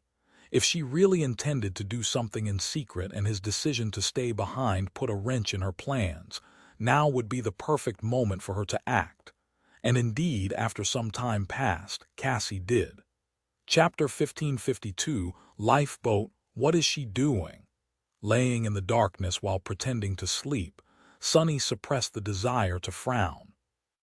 Cassie had left the runic circle, picked up the guiding light, and slowly walked across the deck. As she did, a hurricane of white sparks rose around her, slowly forming into a humanoid figure. It was the echo of the defiled Sybil she had received in fallen grace. The eerie thing had survived Twilight, although just barely. Now her wounds were healed. Even her flowing red dress mended itself, as did her veil. The echo followed the blind seer, the hem of her red garment hovering a couple centimeters above the ancient wood. Just like always, her movements were too smooth to be the result of walking. Sonny had seen what was hiding behind that dress once, and he never wanted to see it again. Nevertheless, he continued watching. By then, Cassie had passed the sacred tree and was most of the way to the bow of the ship, near Anning's ketch. She did not, however, proceed any further. Stopping near the ketch, she silently gave a command to her echo. Soon, the boat was lowered into the water. The masts were affixed in their grooves, and the sails were raised. Gliding down with the help of the quiet dancer, Cassie took a seat at the helmsman's bench and summoned a different memory. It was a wooden staff she had used on the forgotten shore, one of the 3 memories from her first nightmare. The endless spring was now with Sonny, the Everett wine was with Nephi's, and only the staff remained in Cassie's own soul arsenal. Its enchantment was capable of summoning wind. Aiming the staff at the sails of the ketch, Cassie activated the enchantment and sent the boat moving away from the chain breaker. Sonny's shadow, of course, was already hiding under one of the masts. Back in his cabin, Sonny continued to pretend to be asleep. The night was silent, with only the sound of waves breaking against the hull of the chain breaker disturbing the quiet. The water glowed softly, and bathed in that glow, Anning's ketch was slowly traveling along the shore of the frozen land. Goddammit! Although Sonny was more or less certain that Cassie was hiding something, he had hoped to be proven wrong until the very last moment. However, he had been right all along. "You mean I was right?" The grating voice of the Sin of Solace sounded like thunder in the silence. Sonny refused to react, knowing that Cassie was most likely perceiving the world through his senses. As long as he kept his eyes closed and controlled his breathing and heartbeat, though she had no way of knowing that he was awake, because she could only share the senses of those marked by her ability, not read their thoughts. "That's the question, though, is it?" The sword wraith laughed. "Am I just a figment of your imagination, or am I more real than you give me credit for? If it's the former, then I am merely a thought construct and Cassie has no way of knowing of my presence. She said so herself back on Alethia's island. But can anything she said be trusted? Because if she does hear me, then your little performance was just rendered useless." "Oh, sorry." Sitting in the ketch, Cassie showed no sign of having heard what the Sin of Solace said. And yet, by now, Sonny knew that she was a remarkable actress. Her effortless switch between her usual unassuming persona and the magnetic image of Dusk was proof. Could Cassie perceive the Sin of Solace, or not? If not, then how had she become aware of the time loop on Alethia's island? What was she trying to accomplish right now? He forced himself to remain motionless, continuing to observe her. "I'll wait until she is about to exit the range of shadow control before taking action." Sonny could control his shadows from a vast distance. It was also the maximum distance to which he could travel via shadow step. So, as long as Cassie remained within that range, he would be able to appear next to her in an instant. And by remaining passive, he would hopefully learn what secret Cassie was keeping and what she was planning. Knowing that, he would be able to decide what to do. If she was going to leave the range at which he could reach her, though, then all bets were off. Sonny was not about to let Cassie put herself in danger, and just on the off chance that what she wanted to do could put the rest of the cohort in harm's way, he had to intervene as well. He had remained silent and tolerant of her for long enough. Today, on the eve of the decisive battle of this dreadful nightmare, the truth would come out one way or another. The ketch continued to sail along the shore of the icy island, surrounded by the beautifully glowing water. Up above, the night sky was impenetrably dark, hiding a numerous legions of slumbering horrors. Somewhere, not too far away, the abominable remains of Alethia of the Nine were sprawling through the city of Verge, waiting to be destroyed by the challengers of the tomb of Ariel, or infect their souls and bodies with seeds of corruption, making them a part of her defiled legion. Cassie sailed further and further away from the chain breaker, making Sunny feel grave. The sin of Solace continued to whisper into his ear, spouting all kinds of vile accusations. Finally, to Sunny's indignation, he felt the sailboat was getting too far away. If he lingered any longer, the ketch would slip from his reach, cutting his connection to the shadow. So, taking a deep sigh, Sunny opened his eyes and dissolved into shadows. A moment later, he stepped out of them inside the ketch, standing a few meters away from Cassie. She was sitting on the helmsman's bench, accompanied by her echo. Her face was illuminated by the soft radiance of the guiding light and the pale glow of the iridescent water. Sunny's face, meanwhile, was drowning in shadows. Letting out a sigh, Sunny looked at the blind girl and asked, his voice neutral, "Where are you going?" Chapter 1553, Shadow and Seer. After asking the question, Sunny sat down on a bench across from Cassie. There they were, alone in a boat, just the two of them, or rather, the four of them. The sin of Solace landed on the bench next to Sunny, a sinister smile twisting his lips. His face was hateful, just like always, of course. It was also the exact same face as Sunny's. Cassie was sitting on the helmsman's bench a few meters away from them, holding the steering oar. The echo of the dead Sybil was there, too, side by side with her. Since both were wearing flowing garments of vibrant red fabric, traditional for the priestesses of fallen grace, they looked quite similar too. The most visible difference between them was that Cassie's exquisite face was bare, while the monstrous Echo was wearing a veil. Cassie's beautiful blue eyes were full of life, as well, even though she was blind. The Sybil's eyes, though, were eerily empty and devoid of life. Her hollow stare made shivers run down Sunny's spine. He felt that way every time he saw an echo of a human. Granted, this one was made in the image of a human who had succumbed to the defilement. The four of them sat opposite each other, surrounded by invisible tension. Despite Sunny's sudden appearance, though, Cassie remained calm. She deactivated the enchantment of her wooden staff and lowered it, then said in an even voice, "I thought you were asleep." A faint smile appeared on Sunny's lips. "Did you?" He had been reasonably sure that his small act had fooled the blind Seer, but now that he saw her lack of reaction, a worm of doubt entered his mind. Had she known he was pretending all along? The sin of Solace chuckled, staring at Cassie with hate and disdain in his gaze. "It seems that you've been played like a fiddle, pitiful worm. Even after all my warnings, gods, how frustrating. You should have struck this traitor down long ago. Just look at her. She must despise you just as much as I do."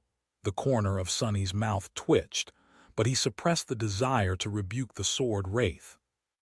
That, however, only gave the apparition the opportunity to press his mocking tirade. "You truly are a revolting creature, are you not? A lowly, despicable slave, and look, here is the woman who made you into a slave. She betrayed you once, and yet you allowed the snake to worm her way back into your good graces. You have forgotten her sins, and as gratitude, the blind traitor is about to stab you in the back once again." At that point, Cassie took a deep breath. Then she turned her head slightly, facing the sin of Solace, and spoke, her voice trembling with long-suppressed anger. "Can you shut your foul mouth, wretch? Who asked you to talk? Be quiet for once." Sunny was taken a little aback by that show of emotions. The sin of Solace stared at her vindictively but did fall silent. A satisfied smile appeared on his face. Sunny smiled too. "So, you can perceive him after all." Cassie's mask of composure had finally cracked, revealing an ocean of emotion raging below. However, she regained that composure in a moment and scoffed, throwing a contemptuous glance at the sword wraith. "So what if I can?" Sunny shrugged. "You lied to me, though, on Alethia's island when you said that you couldn't." Cassie met his gaze without flinching. Her voice was even. "So what if I lied? Yes, I can perceive that insufferable wraith through you. I can also perceive your shadows and what they see. What about it?" He sighed. "Damnation. So he was wrong all along." Sunny had assumed that Cassie's ascended ability did not affect his shadows since they were separate beings from him and she did not have shadow sense. She had also never shown or acted upon the ability to mark his shadows. So Sunny had been fooled, played like a fool even. He was still smiling, but that smile did not reach his eyes. "So you were aware that I had been watching you for the past few months," she shrugged. Sure. If Cassie was aware that Sunny was suspicious of her, then the situation was completely different from how he imagined it to be. Not only would she have been able to hide her secrets from him, but even the things she had shown him had been shown on purpose. Like the chamber with the well and the countless journals stored in a runic chest. Knowing that his shadows were watching her, Cassie would only be able to act freely if she was outside the range of shadow control. That was why she wanted to stay behind while Sunny joined the scouting teams. His pupils widened slightly. No, if Cassie had known that he was suspicious of her, she would have known that he would refuse to leave her alone on the chain breaker as well. They were too familiar with each other for her to fail predicting that action of his, which meant that the blind seer's true purpose was not to remain alone on the flying ship. Instead, it was for the two of them to remain there together, away from the other members of the cohort. And he had done exactly what she wanted him to do. Suddenly, a hint of a strange and cold emotion settled in Sunny's heart. Was it fear? Yes, it was. It was the fear of fighting a battle of schemes against a powerful oracle. Cassie might not have been the strongest of them in a direct confrontation, but being caught in a net of schemes and manipulation that someone who could see the future had created was, honestly, nothing short of terrifying. Sunny deemed himself a master of deceit and manipulation. There was only one person he had met who could truly be considered a fearsome adversary in that field, Mordred. But now he was quickly reconsidering that statement. Actually, there was another contender among them, and that newcomer was perhaps the most fearsome of the three. Looking at the blind girl who remained calm and composed, Sunny leaned back and asked, his tone relaxed, "So, why did you want to see me alone, Cassie?" He lingered for a moment and then added, his voice remaining even. "Or should I call you Torment?